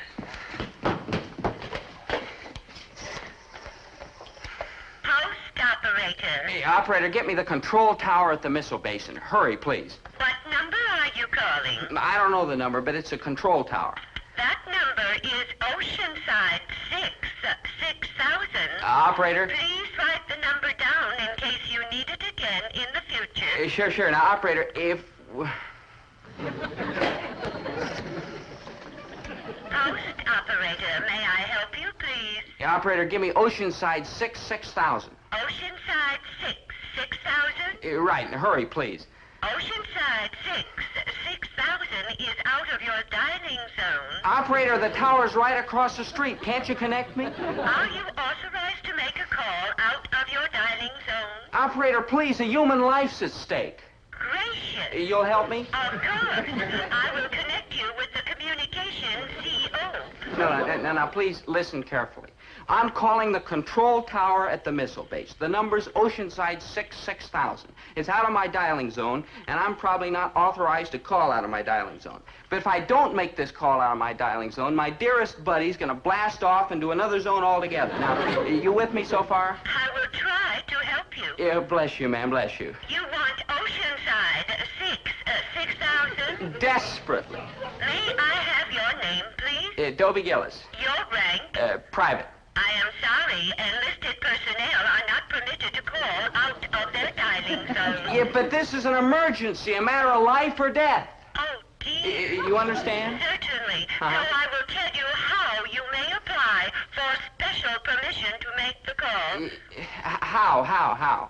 Write a letter to the Post Communications Officer. A letter? In quadruplicate. Send one copy to the Post Communications Officer, one copy to regimental headquarters, and one copy to... 4, 53, 52, 51, 50, 49. You got a special pass. Where do I get one? From me. Oh, thank you, sir. Don't sir me, soldier. State the nature of your business. I've got to stop the launching. My buddy's in that rocket. State your friend's name, rank, and serial number. Maynard G. Krebs. He's a private, and I don't know a serial number. You say this Grubbs is aboard the rocket ship? Not Grubbs, sir. Krebs. Maynard G. There's no Maynard G. Grubbs on the passenger list. Try Krebs. Him neither. He accidentally stowed away. Now, there's a wild story. You wouldn't think so if you knew Maynard G. Krebs.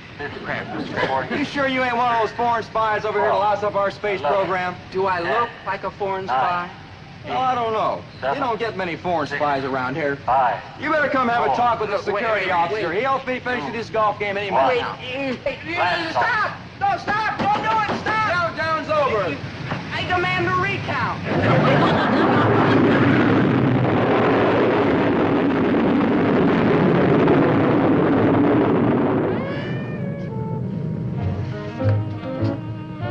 Goodbye, Maynard, old buddy.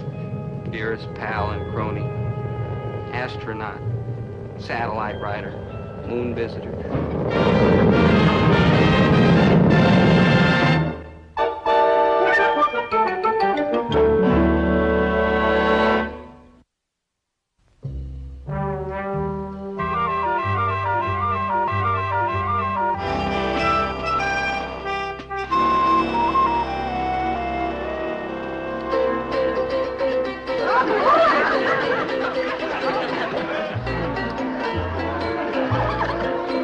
like thank you. You moon people are like real friendly and like real cool.